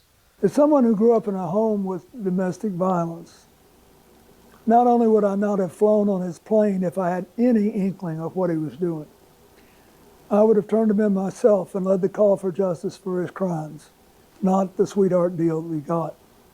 But even with 20/20 hindsight, I saw nothing that ever gave me real pause. We're only here today because Epstein hid it from everyone so well for so long. Okay, so nobody believes you, Bill. All right, let's get to the memes. I did not have sexual relations with my best friend's underage sex slaves. My wife sent me that last night. Wonderful meme, and no one gives a shit about Bill Clinton. He's disappeared. Now we're in World War III, the beginning of it. It's all falling apart. And, he didn't have to come out and say this fucking bullshit denial that no one's going to believe. And even the Democrats aren't going to believe him, because the Democrats who didn't believe in Epstein when, 8 months ago, now believe in it fully because they want it to lead to Trump. And Trump matters and Bill Clinton doesn't. But, it's not going to come to that because now we have other problems. Okay, then my wife sent me this last night. Massey might be, at least somewhat legitimate. I don't know. I'm not a fan, but this is a great ad here. If you don't like Thomas Massey, then fuck you. If you don't like Thomas Massey, then fuck you. If you don't like Thomas Massey, then fuck you. If you don't like Thomas Massey, then fuck you. Paid for by the Massey Meme Militia. And if you don't like Thomas Massey, then fuck you. All right, well, guess that's happening. Okay, greetings, brothers and sisters. Friday, February 27th, 2026. This video won't go up till Sunday. Saturday, perhaps, is a big day. According to the Whispers of the Brighter World thing, I'll address that in this video. Maybe in the beginning, I'll probably do a pre-introduction to this, depending on what happens. Or I might make a special video on... Who knows what's going to happen with all that shit. But I want to start here, because I saw this on Facebook. In a world full of LeBron Jameses, be it Jack Hughes. This is what people talk about when they say there's racism in the Republican Party. Because that's what this is about. Like, this is... LeBron James has a Black Lives Matter on, and Jack Hughes has an American flag. Now, I think Jack Hughes is the same guy that came out and said, I really want to thank the troops for allowing us to play this game. Allowing us, right? He's somebody who's... You see more and more of these maybe youthful people going to the right and Republican. But there's no difference between these two guys. They're both full of shit, right? LeBron James with his Black Lives Matter, which is a fake bullshit, again, the sentiment there is that there is real systemic targeting of black people by the police. Like that, there's that does exist. And that's a whole level of historical and social constructs, but the Black Lives Matter movement was done to hurt everybody and black people more than anybody else. And it led to the Trump protests with the Trump bullshit stuff, the immigration stuff, and it led to Trump. It opened the door for a second Trump presidency, all those riots. Like, these are things that the Democrats are now trying to distance themselves from. It was a fake movement. And LeBron James is, piece of shit athlete that's, puppeted or whatever his role in this thing is. And Jack Hughes is, celebrating this bullshit American victory, like, with Prakash Patel and all these people who are bringing in martial law and all the Trump stuff. Like, they're both bad. There's no difference here. But, there is this element in the right wing that is pro-white. And there is an element in the left wing that is anti-white. And there's a element in the right wing of against people of color. And there's an element in the left wing that's pro, anybody that's not a white man kind of thing, right? We saw that in the Democrats. So, this is where this stuff comes from. It's not helpful. And you have a couple of retardeds, coming out and pushing this binary agenda, and they're just dumb athletes, right? I mean, LeBron is probably smarter than this guy in terms of his age and his business savvy. But, the whole thing is just a joke. Like, it's not real.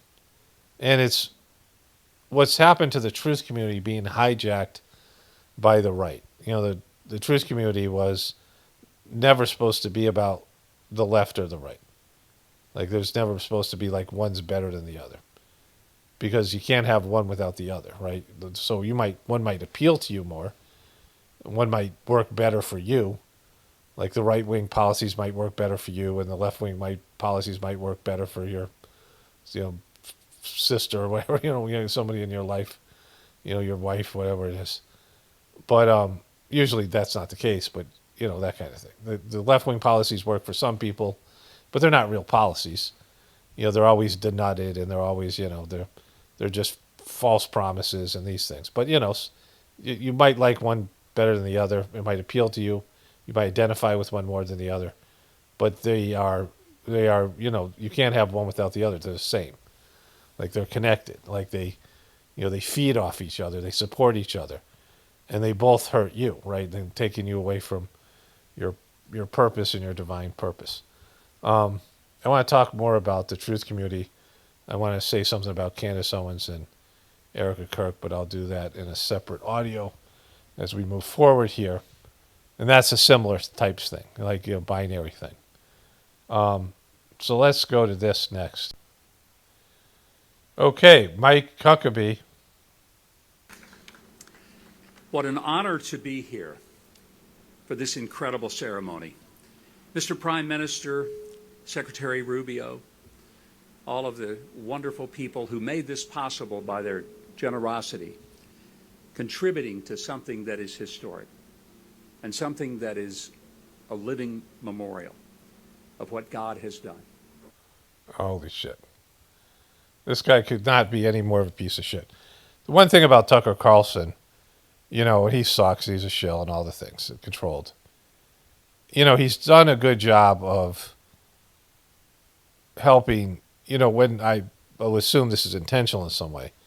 But people who would watch, and I've only watched bits of the Mike Huckabee Tucker Carlson thing, but I know, Mike Huckabee can't tell the truth, right? He can't Tucker Carlson comes off a lot better than these Israeli shills. And that is a good thing, right? In terms of, like if you want to call it a movement towards the truth. Because I don't think anybody's going to watch the Mike Huckabee thing. Like if people don't have an opinion already, they're not going to watch that interview and go, wow, that Mike Huckabee makes a lot of sense, right? These guys are not convincing because they don't have any, their arguments aren't based in reality, and so they come off looking really bad. So I guess that is a positive thing. Like as much as Tucker Carlson's been a piece of shit, and these people in the truth, I'll talk about that when I get to the Erica Kirk and Candace Owens thing. It was 4,000 years ago here in this city on Mount Moriah where God chose his people. He not only chose Okay, so God doesn't choose people. Why the fuck would God do that? Why the fuck would God choose people? I mean, why would God possibly say, I'm going to choose you guys? You are my chosen people. Fuck all these other people. You're my chosen ones. I made all you guys, but I'm just choosing you. And why would he choose these motherfuckers of all the people? Right? So God doesn't choose people. We choose. God is in us. We can embrace the divinity within us anytime we want, and we don't. God's choice is, there for all of us. We all exist. That's God's choice, right? Our existence as souls, our existence as human beings, that's, our existence of anything in nature, it's there, right? For whatever period of time. Your life is God's choice. You have an opportunity here. It's also your soul's choice.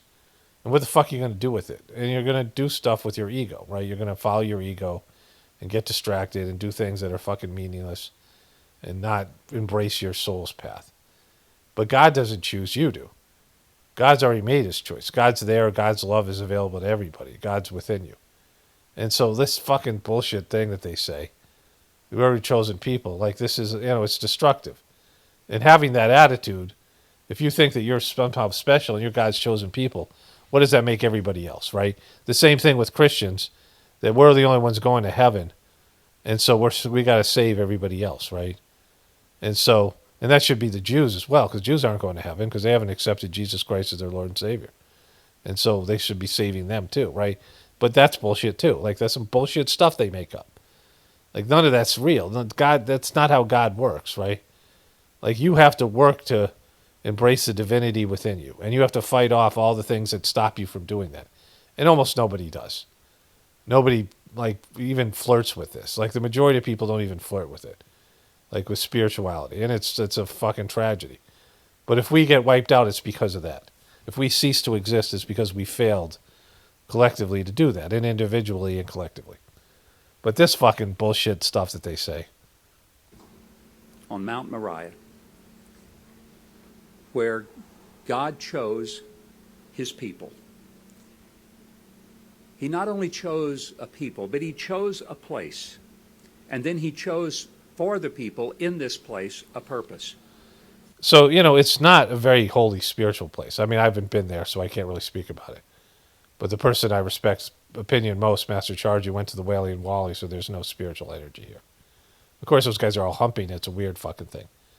But it isn't, if you go and meditate in India, and again, I haven't been to all these other places in the world, but it is, it's got a long, it's where the soul was discovered, the idea of the soul.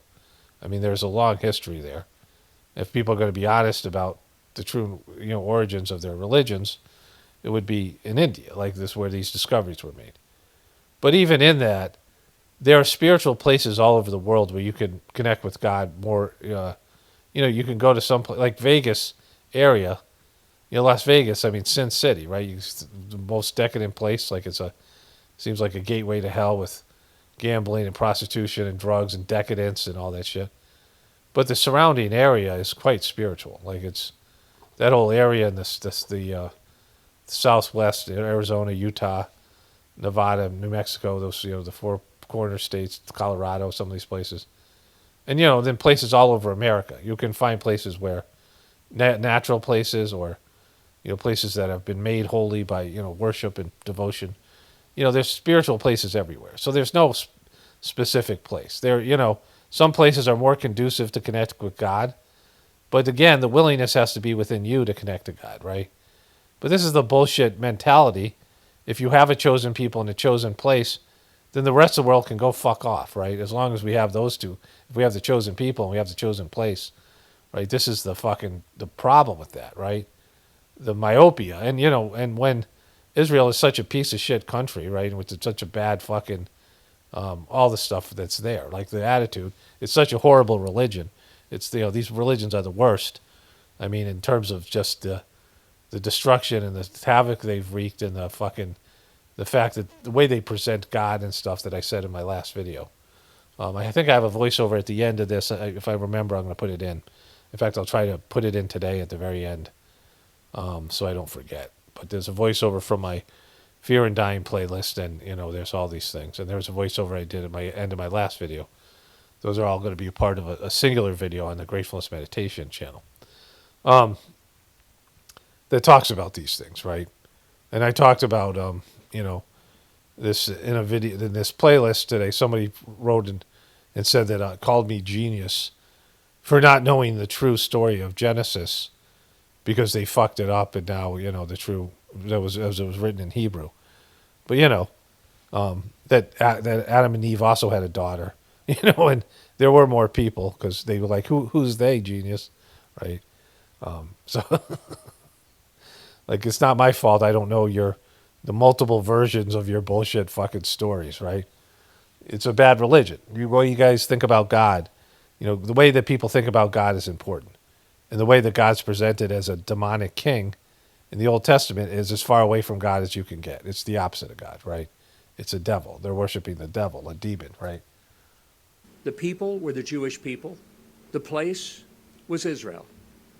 And the purpose was to be a light to the world and to show Jesus fucking Christ, bro. that we don't have to look for God because he is looking for us. Yeah, and you do have to look for him because he's looking for you and you keep on running away from him. And these people and you are running away from him at record speeds. You keep on turning your back at him, running away from him every time. The fact is, the divinity within you would look at what Israel's doing to the Palestinian people, and you would feel fucking bad. Like, most of us feel bad, and we're not even there. Like, we don't smell it or see it. We're not close to it. We're just, But these motherfuckers, they're doing it, right? They're executing these people. Like, how do you sleep at night? Like, how do you, if you're connected to God, you would have nightmares. God, the divinity of your soul is yelling, stop doing this, right? Unless God has ordered you to do it for the destruction of the world or something, you're playing some part. But even then, some part of you should the humanity within you, the divinity within you should feel bad about it. Restless sleep. I mean, like these fucking ghouls, they're dead inside. Like these guys dead inside. Look at his dead eyes, this fucking piece of shit. And that is what so separates the long history of why this city is so important. Those of us who are not Jewish we thank you for giving all of us a foundation of morality and decency and Holy shit, this guy. Could get off your fucking knees, you bitch, right? civilization upon which our own faith is built, for without yours we don't have one. As I often tell my Jewish friends, you can be Jewish, you don't need me. But I cannot be who I am in my faith without the debt of obligation that I owe to you. Oh my God, this motherfucker. They killed you. They killed Christ, you fucking piece of shit. They killed Christ. I mean, they contributed to the death of Christ. And, you know, they hate him. Like, why don't they celebrate Jesus, you piece of shit? They hate Jesus. They don't think they think he was a piece of shit. Like, he's the most successful Jewish person in the history of the world. The most influential, and, you know, all of it. And they don't celebrate him. They don't celebrate that guy. And they don't celebrate you, you fucking groveling piece of shit, you little fucking golem. Get off your fucking knees, you little bitch. For having listened to God and been willing to be obedient to him when he called you. You know, that's not, if you read the Old Testament, God's constantly saying, you guys suck, I'm punishing you. The whole Moses part of the Bible, where they keep on going back to idol worship, but God is punishing people throughout. He punishes Moses, who's kind of great and, you know, does all kinds of things. But he doesn't let Moses find the promised land, wanders the desert for like 140 years. Fucking, you know, whatever it is, right? And then all these people, God punishes them throughout, right? He punishes all of these people, like fucking all the saints, all the people. He's constantly punishing the Jews. And so that's not accurate to what you're describing. You know, the God is like pissed off at them constantly. To this place as his people for his eternal, everlasting purpose.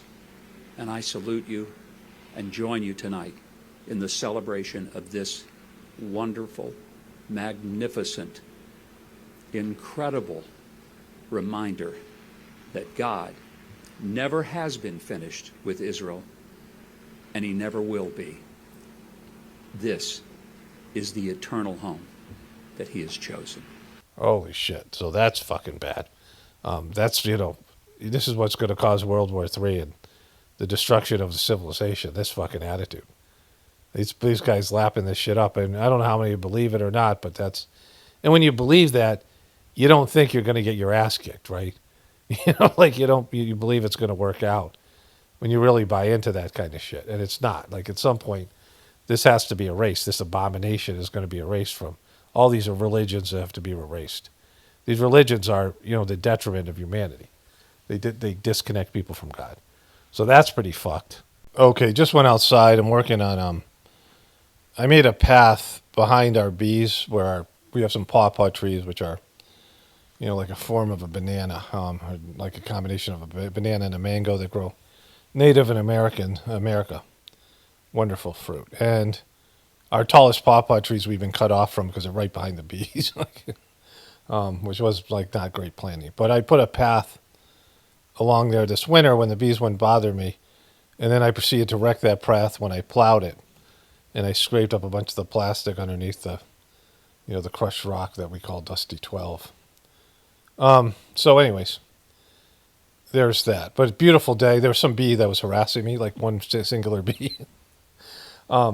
This was outside. Amazing day. You know, just completed the playlist for the fear stuff, at least the sittings. And I just, you know, beautiful day. Spring day. And so I just want to say one more thing about Huckabee saying the Jewish people are the chosen people, right? This idea of the chosen ones. You know, it's like Trump when Trump brags about what he's accomplished. You can't do that. Like, you cheapen anything by having to tell people. If people don't notice, they don't fucking notice, right? And, you know, you shouldn't do things for a sense of credit. I used to do things for a sense of credit. And then when I got the credit, I'm like, oh, that didn't make me feel better. You know, I mean, it's not bad, but it still isn't like, it's not really anything. And so you do things because you're supposed to do them, and you do them well, and it's no big deal. Like, you shouldn't make a big deal about it when you do what you're supposed to do. You shouldn't try to take credit for things you're supposed to do.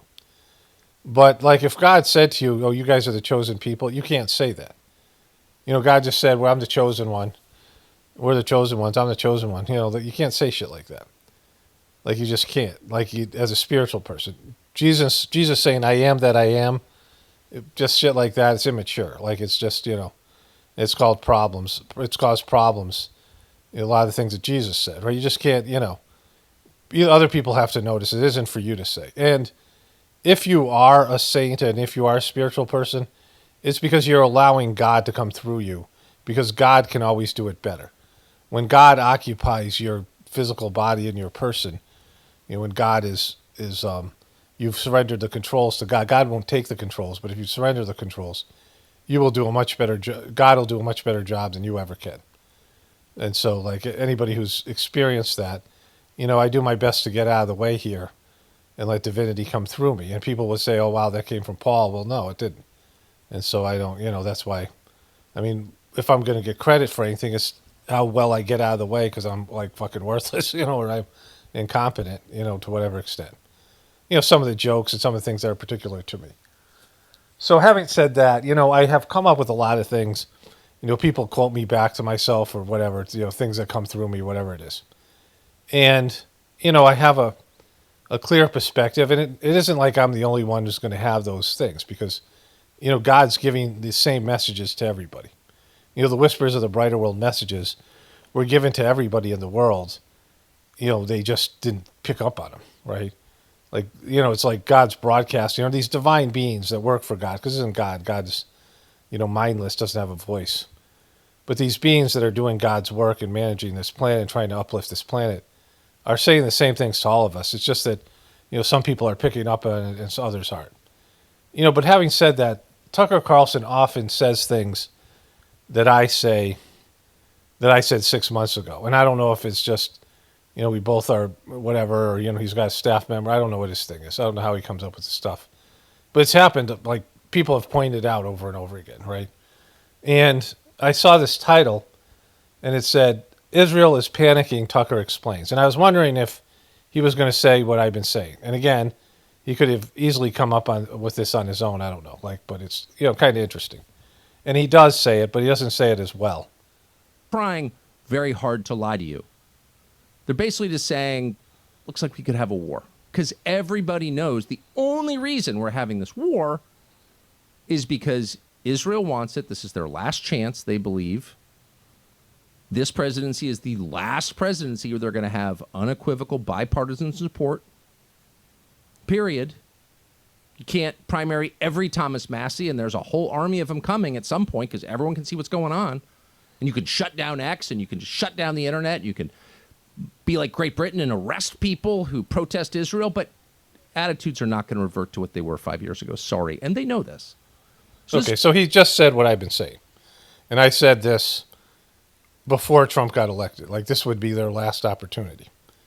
That Trump is so owned by them. And Tucker won't say that because he still, does whatever he does with Trump.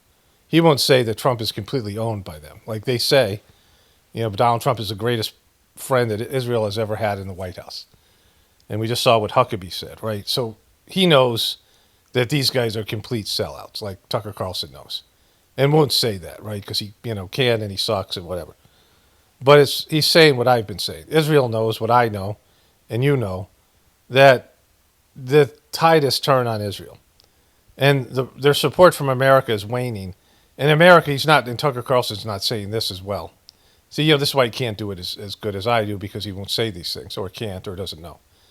But America's going down. Like, everyone can kind of see that too, to some extent, like, whatever that means. America either can't or won't be able to help Israel do this. So this is their last chance to grab the promised land. And I've been saying this for a number of years, and specifically since this Trump presidency, and specifically since this stuff started to happen when the youth turned against Israel. There's people on TPUSK, they brought in some of their chapter heads, these college kids, and they asked them, what's the feeling about Israel on campus? And they said both the right and the left are against Israel. And so when this youth movement becomes the 20-year-olds and the 30-year-olds and the 40-year-old parents, the desirable demographic that everybody's after, the key demographic in the peak of their life in terms of their working production and, in terms of their kids, they're going to be all against Israel. They're going to be, and it's just going to get worse, So, that the sentiment towards Israel is going to turn. This war is going to be a disaster for Trump. And as soon as it goes south, and they always do, everyone's going to turn on him, and eventually even the media will have to. And then there'll be a whole kind of thing, right? Where not only, in Israel, and these people have been through this over and over again, where they have control over a group of people, a government, and then the government, and everyone gets wise to their bullshit, and then they get pissed at them. Like, they know this is coming. They can excuse it by saying the chosen people, but, historically, they know it's coming, right? And so they have a window of opportunity, within this year, right, to do this with Iran and the rest of it.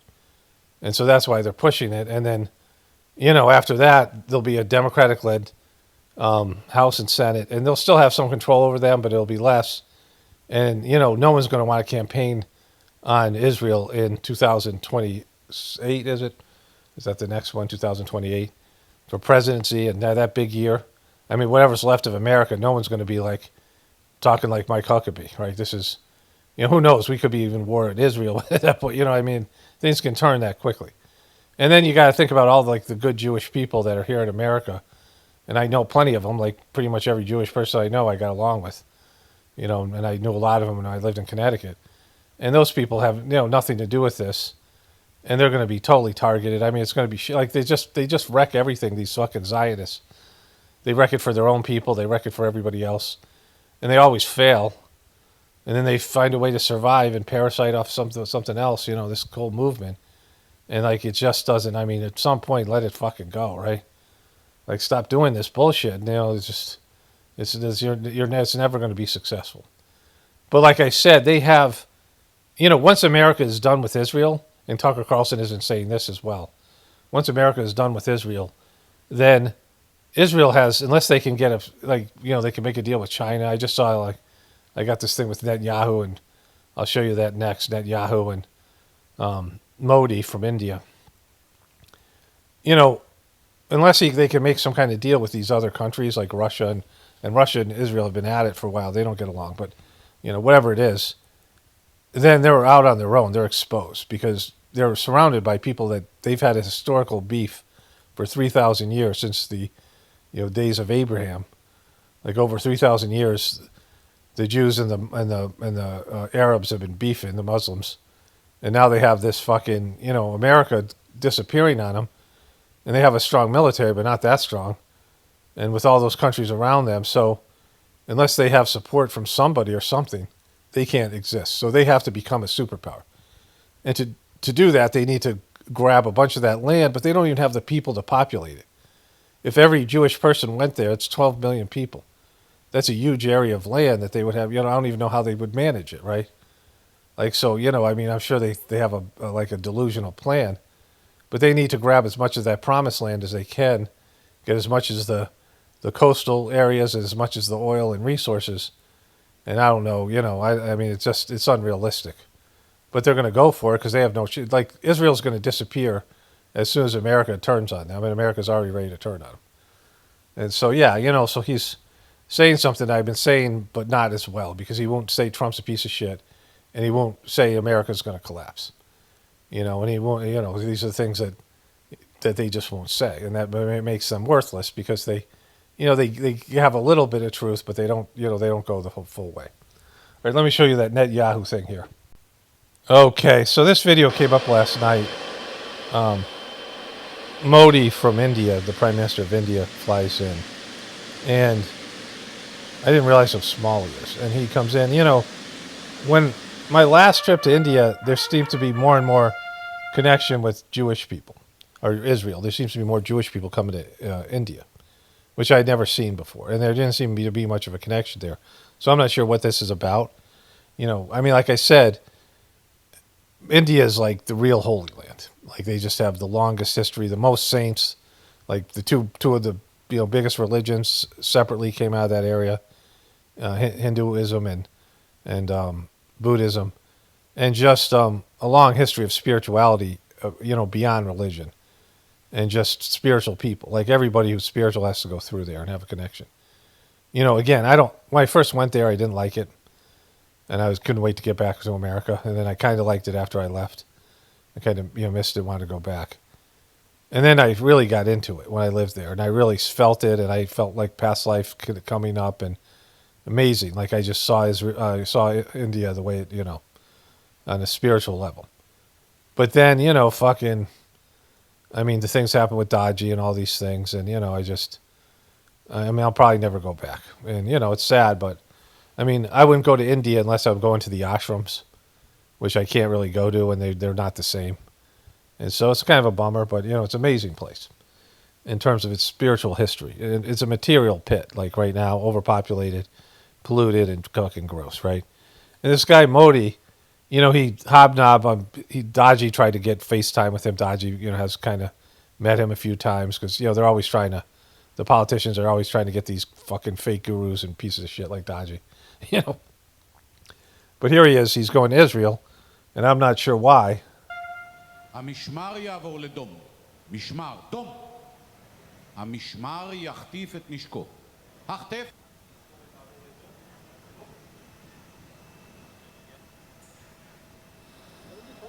He can wear suits, right? Like he doesn't have to wear this, these dhotis, these dresses, and pants that they usually don't wear. They have the vest, they're big on the vest, but he doesn't have to wear that. Master Chargy, when he traveled, he wore Western clothing, right? In fact, there was this one fucking guy who was like kind of a loser. It was a prominent person in America that did Sajmark. And he was giving a talk about how people shouldn't wear blue jeans. And everyone started laughing at him. He didn't know why. And he turned around, Chargy was wearing blue jeans, right? You don't have to dress like this. It's kind of bullshit, right? But whatever. Boom. The bugles. המשמר יעבור לדום. משמר, דום.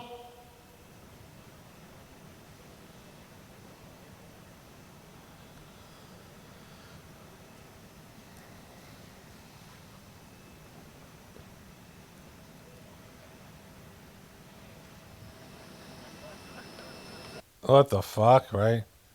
And he's somehow Modi's shorter than even fucking Netanyahu's. I think Netanyahu's like Ben Shapiro size, right?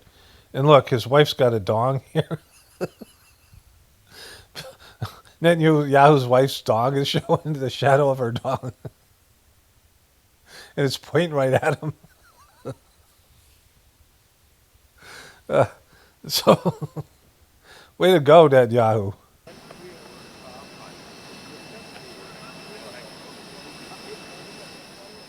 All right, so that's pretty gay. All right, so those two guys, I think they're looking for support with the thing with Iran. You know what it is? India has problems with Muslims too, right? That's what this is about. Like this is let's go get the Muslims. He's a part of a party. This is one of the things that turned me against Dodgy. In the Sajmark tradition, there's no caste or creed or religion or sex. Lalaji, this first master of the system, he was one of the first spiritual leaders in India to allow women to practice the spirituality, right? That's like a whole thing there. There's a way that the women are kind of oppressed there, and then there's a way that they're celebrated. Like both things are true there.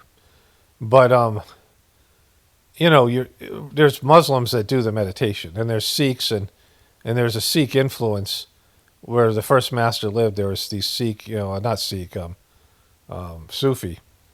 These Sufi, the Sufi is a kind of a spiritual branch of Islam. But, I knew many Muslim people that did the meditation, that were doing they grew up Muslim and then they started doing the meditation. You leave your religion behind. And Dodgy joined this thing called the RSS, which is this goofy paramilitary fascist organization, and they train these guys with like bamboo sticks, and they look pretty gay.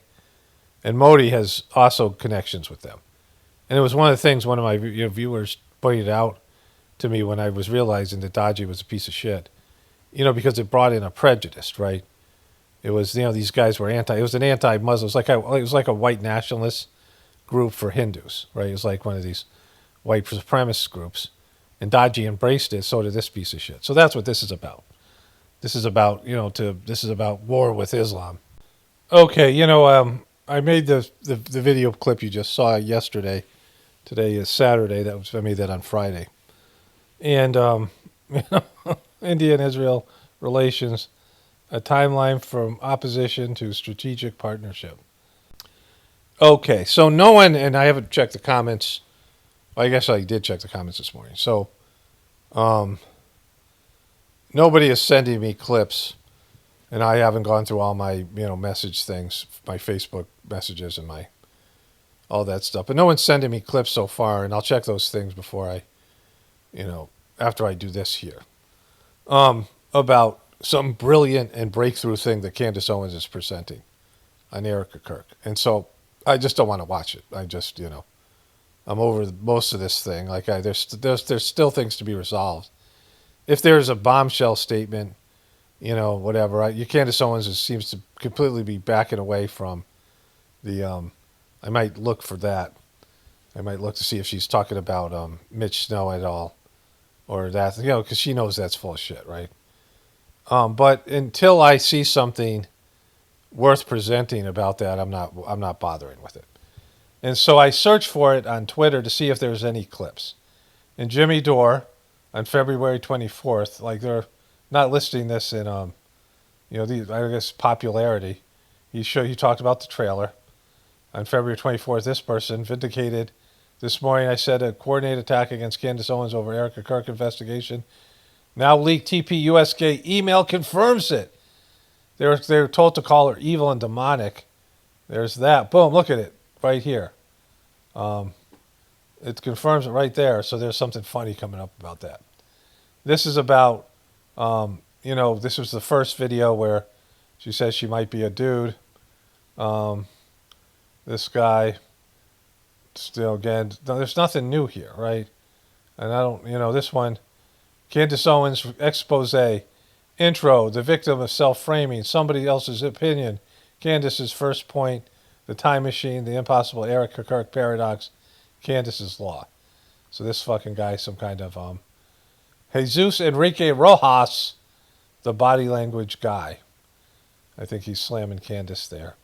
This is funny. Breaking Erica Kirk herself and TPUSK are paying influencers, including myself, to call Candace Owens a demon. Look the proof they personally sent to me. Post about Candace Owens, how she's a demon, and I'll send you Outback Steakhouse coupons.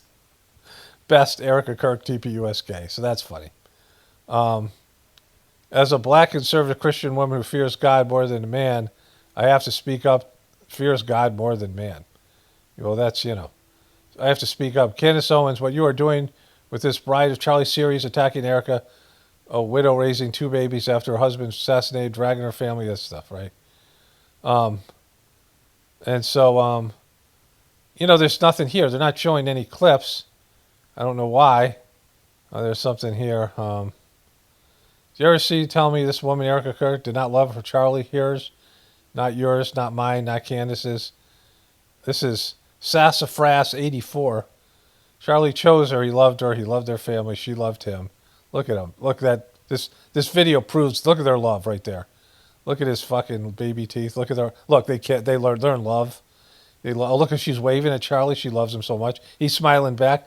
Oh my God. Look, she touched his cheek on camera and smiled and laughed. And she's totally not a bitch when the cameras are off. They're totally not gay. They're totally not gay for their they don't sleep with their own sexual partners when they're not, behind the camera. I mean, all that stuff. Damn Don Gino. So nothing here, right? There's no clips from Candace's thing. So she doesn't really have shit, right? It's a dud. Unless there's some kind of thing I'm missing out on and you guys can, there she is with Erica Kirk's her fake fucking cry. So I want to go into a voiceover. I'll look to see if there's... Well, I'll do the Mitch Snow maybe on another video or later on in this one. See if she's still talking about Mitch Snow, just for my own ha-has. I don't feel like doing that now. But I just want to do this voiceover, so let me switch over to that. So, this is, I think an important audio here. I don't think I've talked about this before. But I want to talk about power, right? And this thing with Candace Owens and Erica J. Kirk. So there's various types of powers that work on people. And so, for Erica Kirk, if she had a superpower, it's that people think she's beautiful, right? There's, she's a beauty queen. The hair and the fucking, whatever her, for bone structure. I mean, once you hear her talk and once you kind of know what's inside of her, she becomes repulsive. But initially that's what she has to offer. Like, people think she's beautiful. She's traditionally beautiful. In terms of the definition of beauty in America, she's a beauty queen. But having said that, first let me just say this. Beauty in America is completely artificial because true beauty comes from inside. So you can have good bone structure. You could have some, thing that people find attractive based in but it's always subjective, right? There was times they used to mutilate girls' feet and break their arches in China, I believe. They've mutilated women, men, they do things, piercings and shit, tattoos, obesity. Obesity has been worshipped as beauty. It's all subjective. Like, everyone has their definition of beauty and what they think is beautiful. Because it's not, beauty isn't like a real thing. It's not an objective thing. It's not an objective truth, right? But there are people who, they just they stand out. And, now with makeup and artificial body enhancers, I mean, it's nothing's real anymore. Like, it's all kind of contrived. So there's the physical aspect of it, right? But people who, especially women, because men being handsome, it's a little bit of a different thing. It's a power, right?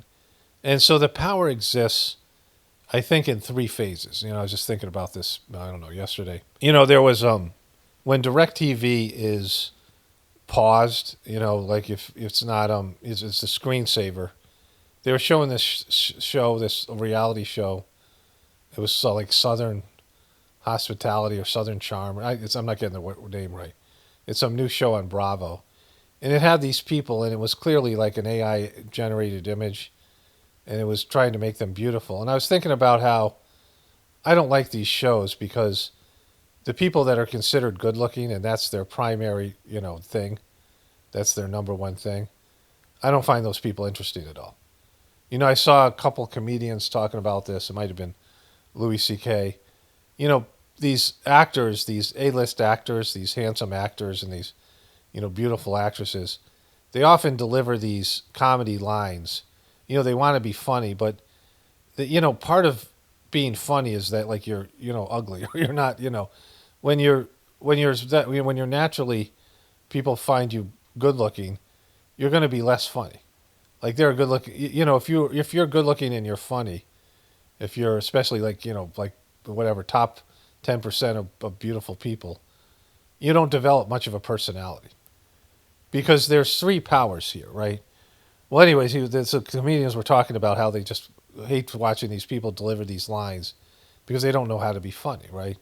And just like, Gavin Newsom saying, I'm a dumb fuck just like you guys, like this whole thing, right?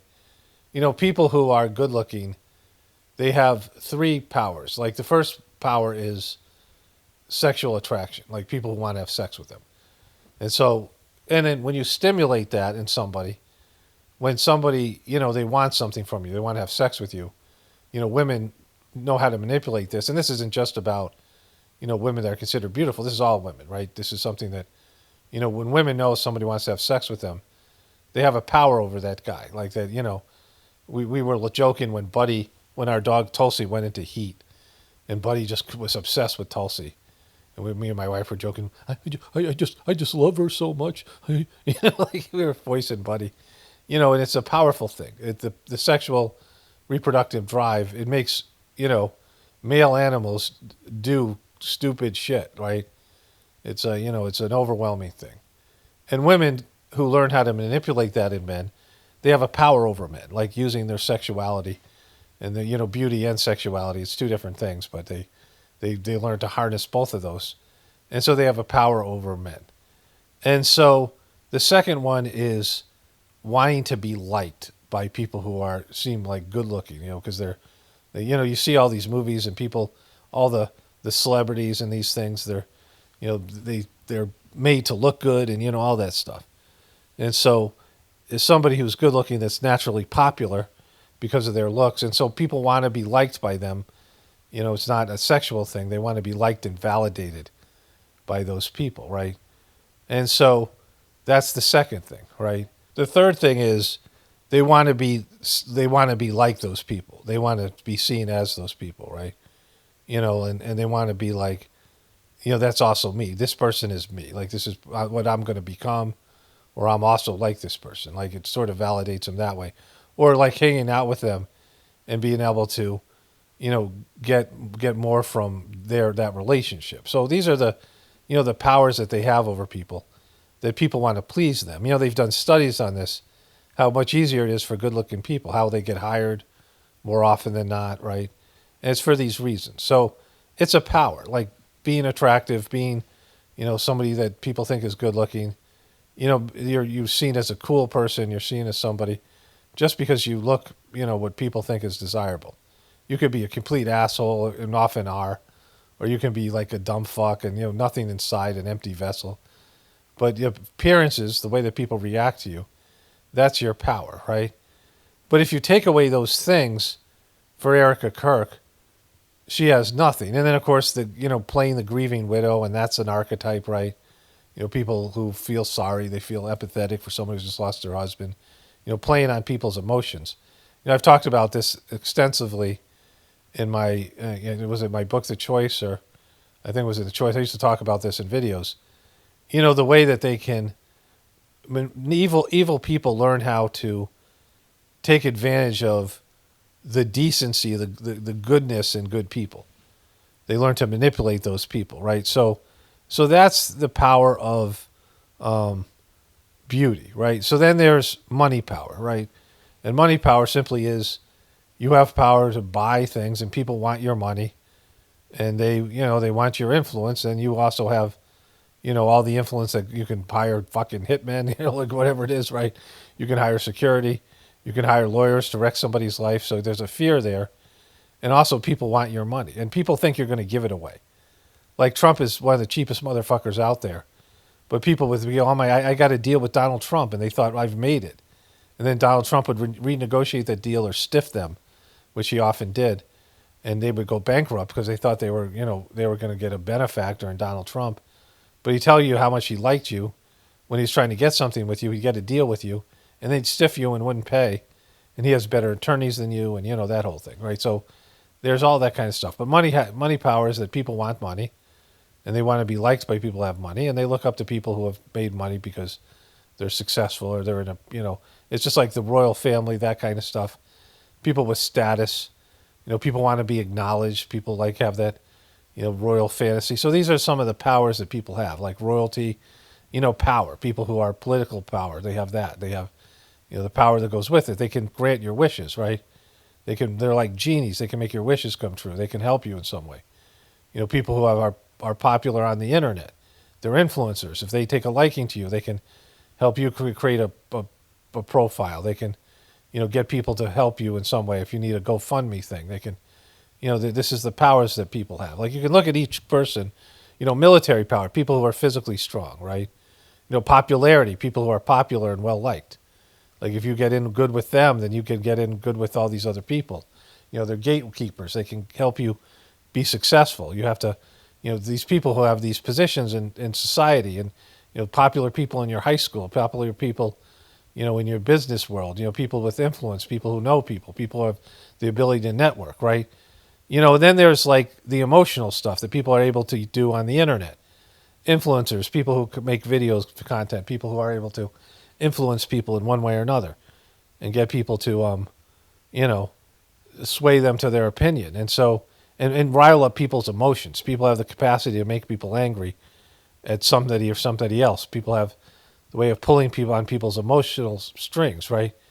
And so you have these different things, right, that, you know, people are able to use against you.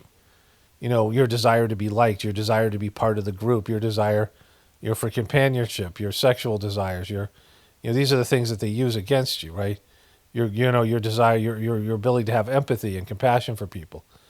You know, your desire to feel bad for people. You're feeling bad about yourself and how good you got it, and, you know, you feel like you need to share, and so, you know, the charities who put some ad of some fucking starving kid with a cleft palate and saying you got to give money, and you look at the kid and you're like, oh my God, I feel so bad that my life is so much better. I better give some money to this fake charity. So like this is how they get you, right? But like I said with Erica Kirk, when you remove that and you see her as a person, the fake acting and all these things, she becomes repulsive. She becomes like a reptile. Whatever she's able to exhibit physically, whatever you might have thought she was in terms of her appearance, she immediately becomes this like horrible person, right? Now, Candace Owens is much more likable than Erica Kirk in the sense that she's more of a real human being and she's a better actress. But she's very similar in the way of her approach to things because she's extremely emotionally manipulative to her audience. And she's very convincing in a Donald Trump-esque way where she makes herself more important to the story than she actually is. Because mostly what she's using is theories that were developed long ago and pretending she discovered these things, right? Like all the information she's putting out there, it's stuff that we've all been talking about now for 3 months, and she wasn't a part of that, even though she was kind of the center of the anti-TPOS gay movement because she had access. People have access. This happens so much in the truth community where there'd be a failed comedian or a failed actor, Roseanne, some of these other people, somebody who was rejected by Hollywood and then they become truther, or someone like James Woods who becomes a right-wing person, and there's so few Hollywood right-wing people, they're able to gather an audience and, they're able to get some street cred. But in reality, they suck pretty bad, right? They're not really anything. They're just, they don't know anymore. People think they're insiders, and they immediately become so popular in the truth community because they look like they're part of this the in crowd. They're part of the successful people. I've said this so much that all these people say that they distrust Hollywood, they distrust people with power and money. But when one of those people become a truther, they become an instant celebrity. And they haven't gone through the whole truther experience that molds you into being a good truther. And they're not truth seekers. They're people who, they're no longer popular. They're kicked out of the Don Lemons is an example. People who are fired, people who are kicked out, people who are no longer in the club. And so they become independent media person. But they never really went through the independent media person of winning an audience and honing their skills and learning the narratives and living it. They're just copying, the stuff that we've already created. And it's amazing how people fall for that shit, right? And so those of us who created the truth community as viewers and creators, I mean, either one or both, it's hard to watch what it's become. The right-wing people, the people like Tucker Carlson and Candace Owens. I mean, Tucker Carlson's better than Candace Owens. But these people who are, former right-wing shills, former, mainstream media people, and then they're taking what we created and make it look like they created it, and they're sucking up all the energy, and they've made it into something that's been denuded, and, this is why I talk about this occasionally. Because it's all an illusion, right? Like, people don't want the truth for the truth's sake. They want the truth that makes them feel good. They want their version of the truth, right? They want someone to validate them. And it just, it should never happen because, like, each one of us has to, the truth is something you're always seeking. And you're always moving forward with it. And so the Charlie Kirk thing, which I didn't even know about, and this right-wing abomination, I'm going to show you a clip of Dana Bash coming up, where she is, doing her fake podcast. Oh, I'm at my desk and I got, but it's a Hillary Clinton take. And it's an oh my God, we're rigged against women take, right? Remedial bullshit mainstream media stuff, but just repackaged to make it look like it's, it's not a part of the mainstream media knowledge, model. It's not a part of the mainstream media, suits and ties and desks and anchor desks and these things. But it's still the same old bullshit, right? And it's really depressing if you think about it. I'm not depressed, but how much people want the truth, but they want it in celebrity form. They want to keep the celebrity. They want to keep the news people. They don't want the raw kind of, dynamic, scary people that tell you the truth in a way that's unvarnished and, hard to hear. And people just don't like it. They don't want to hear that. They want to hear a truth that's, it's a mild truth, right? They want to hear a truth that they don't have to change and adapt their lives to. Once you hear it, you know that it changes everything. And so the people who are real truth seekers, they've gone through this. I've gone through it. Where the truths that I've heard, whether it be my introduction to Sajmark meditation, my understanding of what life was about, and my understanding about, having to work to cultivate a relationship with God, or any of the truther stuff, I first realized the truth about 9/11, that it changes everything. And you have to adapt and change. And you have to change your whole perspective. And you're now going to be an outsider. You're now going to be different than the majority of people. And none of these people are. Like, they're still within that narrow bandwidth, which was considered, normal human behavior, because they won't go the whole way. Like Tucker Carlson won't go the whole way with Trump, and Candace Owens won't, embrace truther type of policy. She's still manipulating her audience. Just she does it better than mainstream media, but it's still doing it. Bringing up things that are, making something look like it's real when it's not. Because the Candace Owens thing, which she'll never acknowledge, is that the system will never turn on TPUSK and Erica Kirk. And they'll never come out and say, she killed her husband, because she didn't kill her husband. Like, she was a part of a plan. Like, if the mainstream story isn't correct, then she clearly was compromised. But she's not the mastermind behind it. And they're not going to let that out. They're just not. It goes too far. So nothing's going to come of this, right? This thing is going to be the exact same thing in terms of the way that the mainstream media deals with, the mainstream culture deals with it. They'll just keep on pretending that she isn't such a fucking nightmare. I mean, they just will either ignore it or they'll endorse the official story. And that's not going to change. And once you realize that, then you don't make it into some big thing like Candace Owens doing. You don't try to exaggerate it, make it bigger, because that's what people want to hear. And that's what people want, the drama, and they want the bullshit. They want the retardathon. They want the fucking stupid shit. They want the dumb fuck stuff. They want the drama. And so, that's where humanity is. Because humans will do whatever they can not to have to take any sort of accountability and not to change and adapt. And they still like the indoctrination they were given. They might, be upset about some of the indoctrination, but overall, they want to believe in the fucking Hollywood fairy tale. They want to believe in the happily ever after, and they want to believe in the USA, and they want to believe in all these things, or the liberal version of this. And they don't want to realize it's all fucking full of shit. It's all bad for you. It's all taking us in the wrong direction. And that, it would be best for everybody, on a spiritual level at least, for the whole system to collapse. And that would leave us pretty much all fucked materially and in a very uncomfortable place.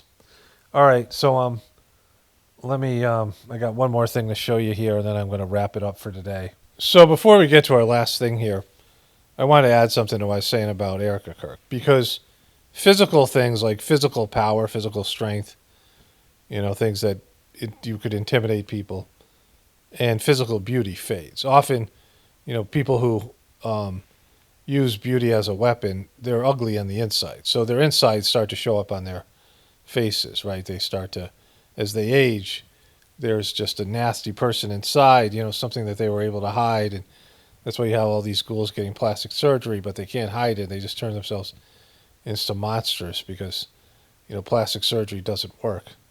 Right? It makes them look horrible and they just get used to it. But, it's something where, it's a temporary thing. Most power is temporary, but anything that's of a physical nature certainly is. And so, it's a limited time, because what, Erica Kirk would get away with maybe 10 years ago when she was younger, and, 5 years ago is different than now. And then as you get older and, these things, it's no longer, it doesn't have the pull, the allure that it once does. And also the pheromones and things like that. Anyways, so let's move on to the next thing here. Okay, just a fantastic day today. Whatever. So this happened. Beautiful day outside. Got 2 more things to cover today, and then I got all day tomorrow to make a video. I got to slap something together for the other channel. If I might not post anything on that, we'll see. Probably do something in the morning. But here, Chappaqua, where there's been major drama in Hillary Clinton's deposition. MS Now's Ali Vitale is there. Ali, what's happening? What's happening, Allie? So there has been a back and forth, Chris, over the course of the last half an hour. Yeah, Chris. This is what's been happening, Chris. You don't know. I'm telling you now, Chris, because you don't know. You have no idea what I'm about to say. About a picture that was tweeted out of Hillary Clinton sitting in this closed-door deposition here in Chappaqua. It was tweeted by Congresswoman Lauren Boebert, who's one of the Republican members on that committee. I think we can show you the picture on the screen. There's nothing crazy to see here. It's Hillary Clinton sitting at a table flanked by lawyers and, of course, Republicans and Democrats who are in the room. Okay, so Benny Johnson gets a hold of a, I don't know what this deposition is, right? I got one more thing to show you about this. But, they're exhuming Hillary Clinton, this fucking ghoul who was dead. I mean, she was like fucking passing out and fucking stumbling around and like she either fucking alcoholic or kuru or whatever people were saying, but she has something seriously wrong with her, some neurological stuff. People think she's a replacement. But Hillary Clinton is dead. Like, she's not fucking coming back. And the Republicans need something. And so, to all these dumb fuck Republicans, if you think what Hillary Clinton and Bill Clinton did with Epstein is bad, and it doesn't seem like Hillary has much of a relationship with Epstein, and what Donald Trump, his relationship with Epstein is okay, then you're just fucked in the head, right? Like, you're certainly not a truther or somebody who's seeking the truth, because it's just, it's just retarded, right? And, this just causes controversy and distraction by tweeting out a photo. Like, this deposition isn't going to be a big deal. Nothing's going to come of it. Hillary doesn't have much of a relationship. Bill Clinton has more of one. Nothing's going to happen here at all for anybody. But this is just so fucking bad. And this gay dude, Benny Johnson, this another Republican guy who seems gay. I mean, the whole thing's so fucked up. The fact that they are tweeting it, though, I think is notable. And that is, of course, in defiance with what the spirit of this deposition is, which is being closed doors, being private, being behind the scenes. When these pictures were tweeted out and disseminated by conservative media, it prompted a Hillary Clinton staffer to come out to the pool cameras to say, OK, we are pausing the deposition because these photos have been put out. And now just unnecessary drama to make something like a story this is a non-story. Can we just have Killer Hillary go away? I know how much you guys love to hate her. I mean, not you guys, but these guys here, the Republicans. But Jesus fucking Christ, nothing's ghoul rest in peace, right? Nothing's going to happen here, and it's just a way to. Donald Trump is way worse on Epstein.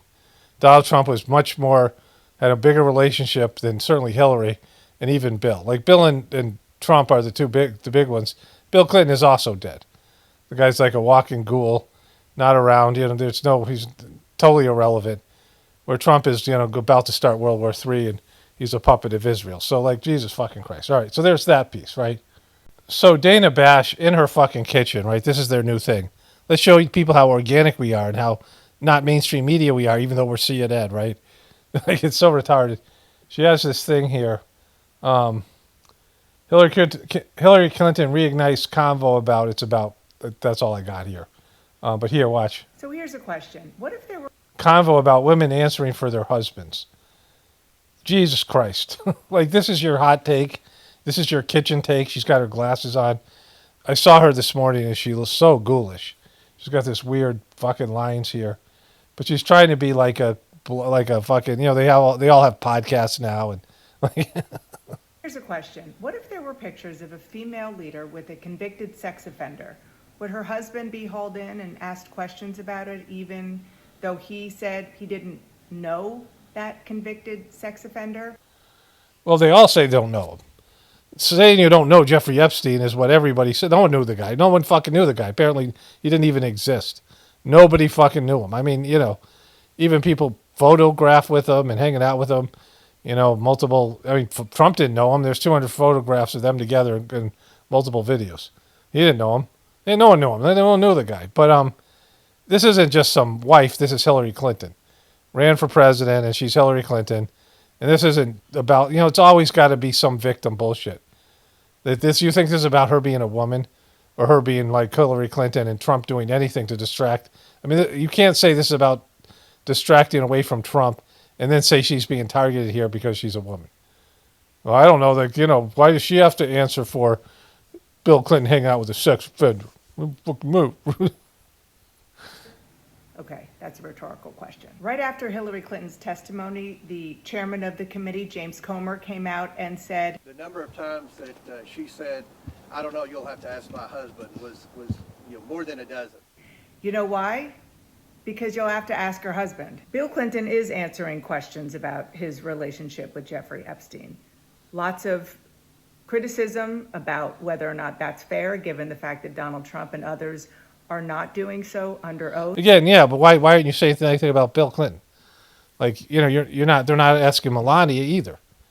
Melania hasn't answered and Melania is pictured with Jeffrey Epstein and Ghislaine, and Ghislaine and her are like really close. So Melania has a much more substantial relationship. This is not being about a woman. Like, everyone's got to have their own victim bullshit, right? Like, I mean, yeah, we're all fucking targeted. Yeah, it's all so fucking unfair and rigged against us. I mean, it's just like fucking tiring. Everybody whining about how the world just fucked them over, right? Like, even the people with, millions of dollars, billions of dollars are all fucking victims. Everyone's a fucking victim. But that's a different conversation from the question of why Hillary Clinton had to go and answer those questions. This is a conversation that a lot of women are having. Are they having it? Really fucking, you know why they're having it? Because men, when they hear this conversation, hide under their desks at work or run for the fucking... The reason women are alone having this conversation, because men want no fucking part of this conversation, because it's not fucking real, and it's just the same old bullshit. And this is liberal women, so it's the worst. These liberal guys hiding in their fucking cupboards, avoiding this conversation, right? Because, they're going to fucking lash out at the first guy they see. What passes as a liberal, what passes as a man in the liberal community. And that conversation is, when are women going to stop having to answer for the behavior of their husbands? Exactly. When is that going to fucking stop? I mean, we're tired of it, right? We're all just so fucking tired of that fucking behavior. Like Melania, when is she going to have to stop answering for Donald Trump? At all levels. And for Hillary Clinton, it's obviously very specific. One of her longtime confidants and aides said to me, she still has to take in the behavior of her husband and her fucking shitty husband. The reason, Hillary Clinton would not have run for president if she was on her own. If Hillary Clinton didn't marry Bill Clinton or some political star, she would not be elected senator. She was unlikable. She had no political talent. And so the reason that she is who she is because of Bill. And she loves who she is. She loves being, whatever. She's fucking unlikable, horrible politician, bad at debating, bad at public speaking. You see her, I've got multiple pictures of her drinking during her campaign days. She loved to drink. So probably an alcoholic. And usually alcoholics are fun, but not her. She's like the least fun politician. I mean, Kamala Harris at least had that laugh. Kamala Harris at least enjoyed her life before they told her laugh, she had to cut her laugh out. Like, she was happy. I mean, that was the thing. She was too happy. People don't like that, I mean, even Erica Kirk laughs a lot, even when she's not supposed to. Not fucking dour fucking Hillary Clinton that had no fucking charisma, nothing. And so when are you going to start talking about that, right? How, being married to Bill was the only thing that got her into the political conversation. Make it her own responsibility. And it's really remarkable. It's so remarkable. Fucking remarkable. Think about it. I mean, it's 2026. Go in the Wayback Machine to 1992. It was Hillary Clinton who saved her husband's campaign by going on 60 Minutes, famously, infamously, and standing by him when the allegations of an affair came out. Yeah, she saved herself because, if he tanked, she would have tanked.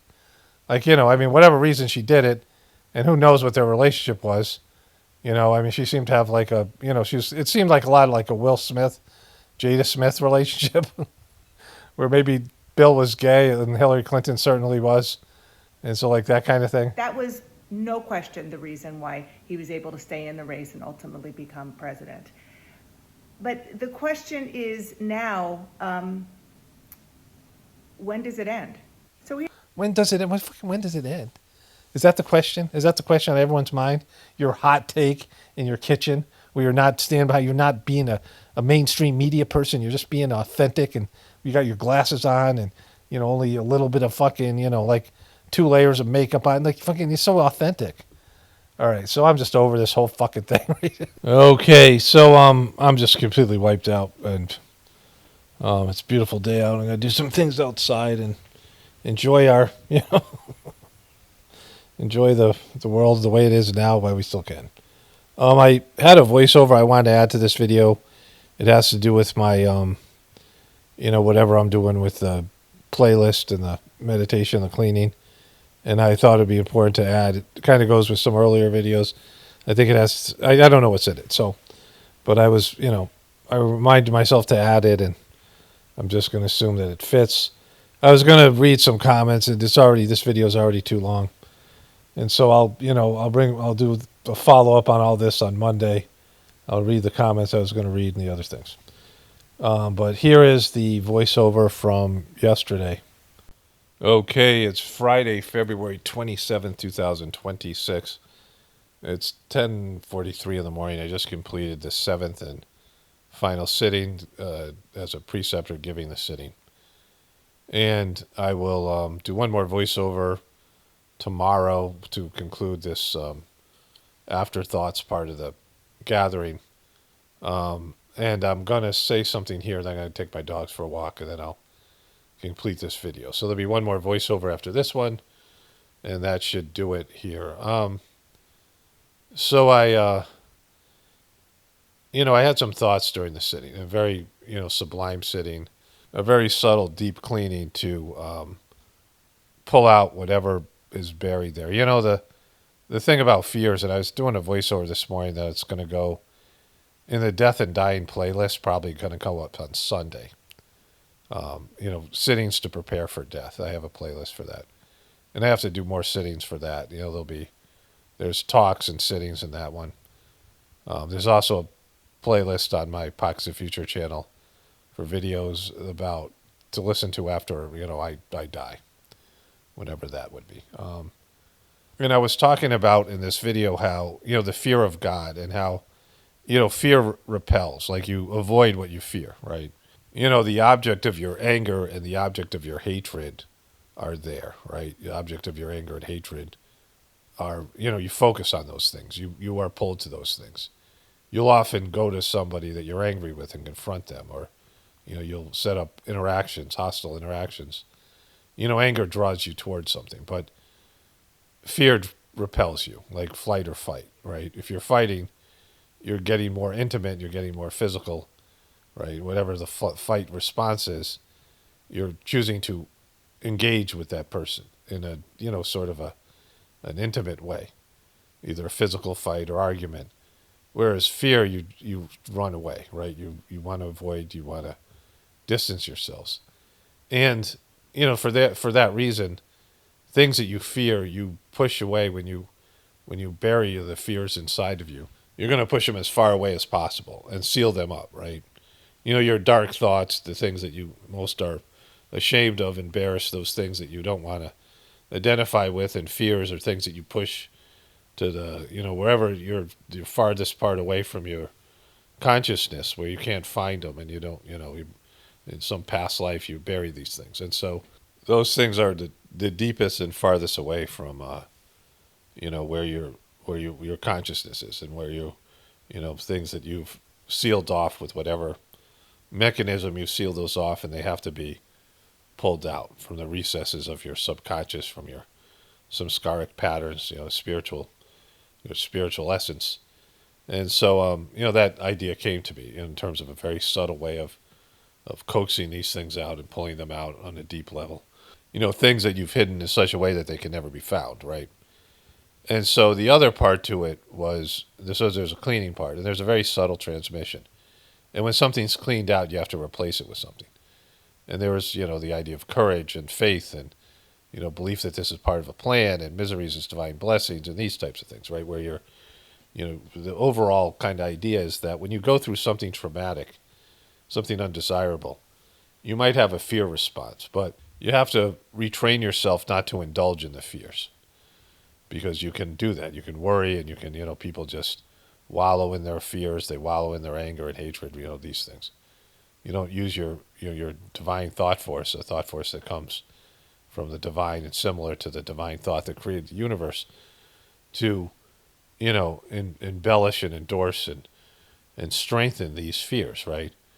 You're hitting the pause button, and then remembering and using the system of Sajmark's system of cleaning, meditation, and you can do like this playlist again, whatever it is, using the tools at your disposal to not let the fears take root, not to let these fears to, like having some sense that everything's okay. This is the way it's supposed to be, right? This is part of God's plan. This is a gift for my benefit. This is a misery as divine blessing. This is, this is the wrongs done by others that are there to help me become a better person, right? So, undesirable things and things that cause a fear response. Like, all right, so there's the fear response, but then that's it. You let it pass through you. You disconnect, you disassociate. You're like, I can feel that going on. I mean, it's one of the things that's been a blessing for me about the Sajmark system is that as you practice it, there becomes a natural detachment from real life, like from not real life, from the illusionary materialistic life, and your emotional responses. Like, I can be angry and nobody would know it. Like, I could feel anger in myself. Sometimes I wake up in the middle of the night and I'm angry for no reason. Like, I just have anger there. And, I mean, it's maybe I'm having a biological, physical, something's going on spiritually, but I wake up in 2 a.m. and, my wife could wake up and I give her a hug and I can, like, project, allow love to flow through me. She could feel love, my love for her and my, love that, I give her a hug and love can come through me. While I'm, she'd never know I was angry, right? That I'm not angry, like, I'm not angry at something. Like, I can think about things that make me angry, like Dodgy or, Trump, or, things that could make me angry if I want to attach the anger to something. But I'm just going through anger. It's just, there's things in your system and they come up. And you can be detached from them. Like, you can, it's there, it's not like you're denying it's there. It's not, you're not in denial. But it's, something that can pass through you. You don't have to wallow in the anger. You don't have to, like, think about it and get all mad and think about all the things you're mad at. And I can do that. And even if I do that, I can still be detached from it. That's why I'm able to cover all these things in these videos, on my regular channel, all the political events, things that, just are disgusting and horrible and, just bad and evil and, all the things. And they're all provoking negative emotions, fear and anger and these things, and I just don't feel them, right? And so, people have to learn to develop these abilities that not to let these things take root, not to bury these fears, not to, let them dominate one's existence. Believe in full faith, have faith. Faith is the most important part of this scenario, is that, faith is the, antidote to anger, that everything is here and it's God's will. I have faith in God. I have faith in my ability to do what I'm supposed to do, and despite, the fear reaction, despite the obstacles in my path, right, I can overcome these things because of my faith and my belief, and so I can stick with it and see it through and not allow these things to interfere with my inevitable goal. And so, the people have to develop these tools, and using the cleaning method, the meditation, when you do have a fear response or an anger response or hatred responses, I'll make these other playlists eventually too, the anger and the fear, the hatred, which will come if there's like a World War III type situation. That would be helpful, right? When there's, all these things start to really implode here, as things, fall apart and, the system collapses. So anyways, those are the things that I thought. I'm going to go for a walk for my dogs. And then I'm going to probably put this in 2 other video in the in the playlist about on my Pockets of the Future channel, the playlist that's about what to do, videos for after I die. It's on my normal channel, and then the one that it's about death and dying on the Gratefullness meditation channel, of course, the Journey series. Anyways, let me take the walk with my dogs, and I'll come back and wrap this one up. Okay, beautiful day out there. It's probably 50, really sunny, mild wind. Yesterday, a couple days ago, was sunny and windy. I put our comforter, our dog buddy, had peed on a corner of it that was near the ground, which was displeasing. And I put the comforter on our line, and it's amazing. We have a comforter that's supposed to be dry cleaned. It's a down, but I wash it and then I put it out on the line. It smells amazing from drying outside with the sun and the wind. But the wind was so bad it kept on blowing off. It just constantly blew off like 3 times, and then I put it in the dryer for the remainder. But it was mostly dry by then. Anyways, beautiful day out there. So I did the 6th sitting last night. I think before dinner. Yeah, and then I woke up around 2, and I sort of had maybe almost like a mild panic attack. There was some anxiety. It felt like maybe my heart would start racing, but I went out and took my pulse. We got this little oxygen pulse thing that you put on your finger. And my pulse was in the 70s, even though my heart seemed to be beating fairly strongly. But and I realized that I've been feeling a lot of fear this week with this playlist, that I haven't felt fear in a long time, like some kind of panic. I mean, nothing, maybe some natural things here or there, but nothing I can remember. But this whole thing with the heart and then the meditations of the playlist kind of brought that stuff up. I felt it was good that it was coming out in the middle of the night, that it was being cleaned off. The whole thing it's not just the sittings, it's the 7-day whole thing. I'll talk about that probably in the last audio. So I have to take this 7th sitting, I have to receive it. I, gave it this morning, and I'll receive it sometime this afternoon. And then I'll comment about all this tomorrow, Saturday. And then this video will be done with the afterthoughts of the 7-day gathering. Very interesting time, and I've been thinking about death and dying quite a bit.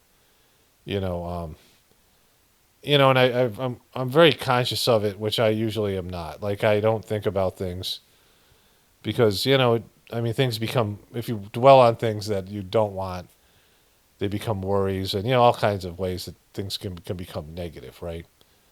And they don't, help you. It's a distraction. It's something that, poisons your ability to go out and live life, right? If you think about death all the time, that you're going to die, then you're not going to live your life, right? You're going to, even if you're not worried about death, it seems pointless. Why am I doing this if I'm just going to die, right?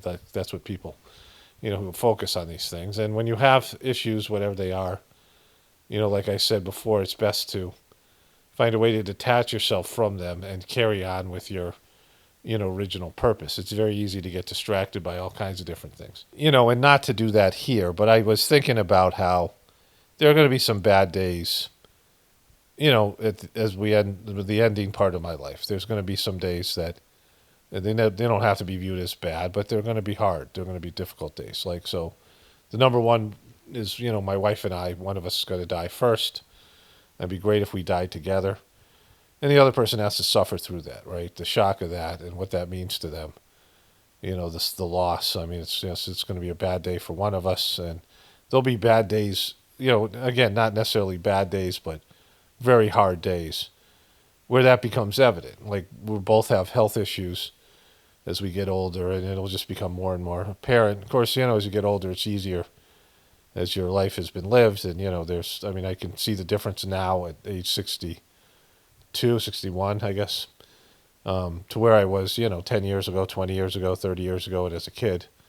My perception about it is I'm much more relaxed about it because, you've lived your life and, you're accepting of this, you're gradually accepting, your inevitable end. But, so there's going to be things like our dogs dying, just things, health issues and a loss of things. And, that's what happens when you get older. And there's these, these things that you have to deal with.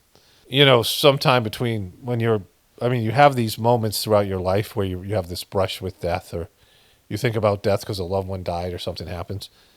But then you have your own issues, like you get something, get sick, and every time you get sick, you realize your mortality. You're aware of your mortality, and it becomes something, and then how do you deal with that? Because it's inevitable, so it's not something really to dread or fear, but it's something that we're programmed to survive. We're programmed to, want to go on forever in a sense, and it's counterintuitive to the reality of our situation. So, but that's how we're wired. We're wired to survive, and we have a fight to live and a fight to survive, and sometimes we have to, muster up a fight and fight back from, the depression and doldrums and, defeats that we have in our life and obstacles and the overwhelm that inevitably comes in. So, those things are all there, and it's something for somebody as they get older, you realize it. Your mortality is like more in your face, and you're aware of this, and, and as a spiritual person, you want to die in the right way. You want to die in a positive way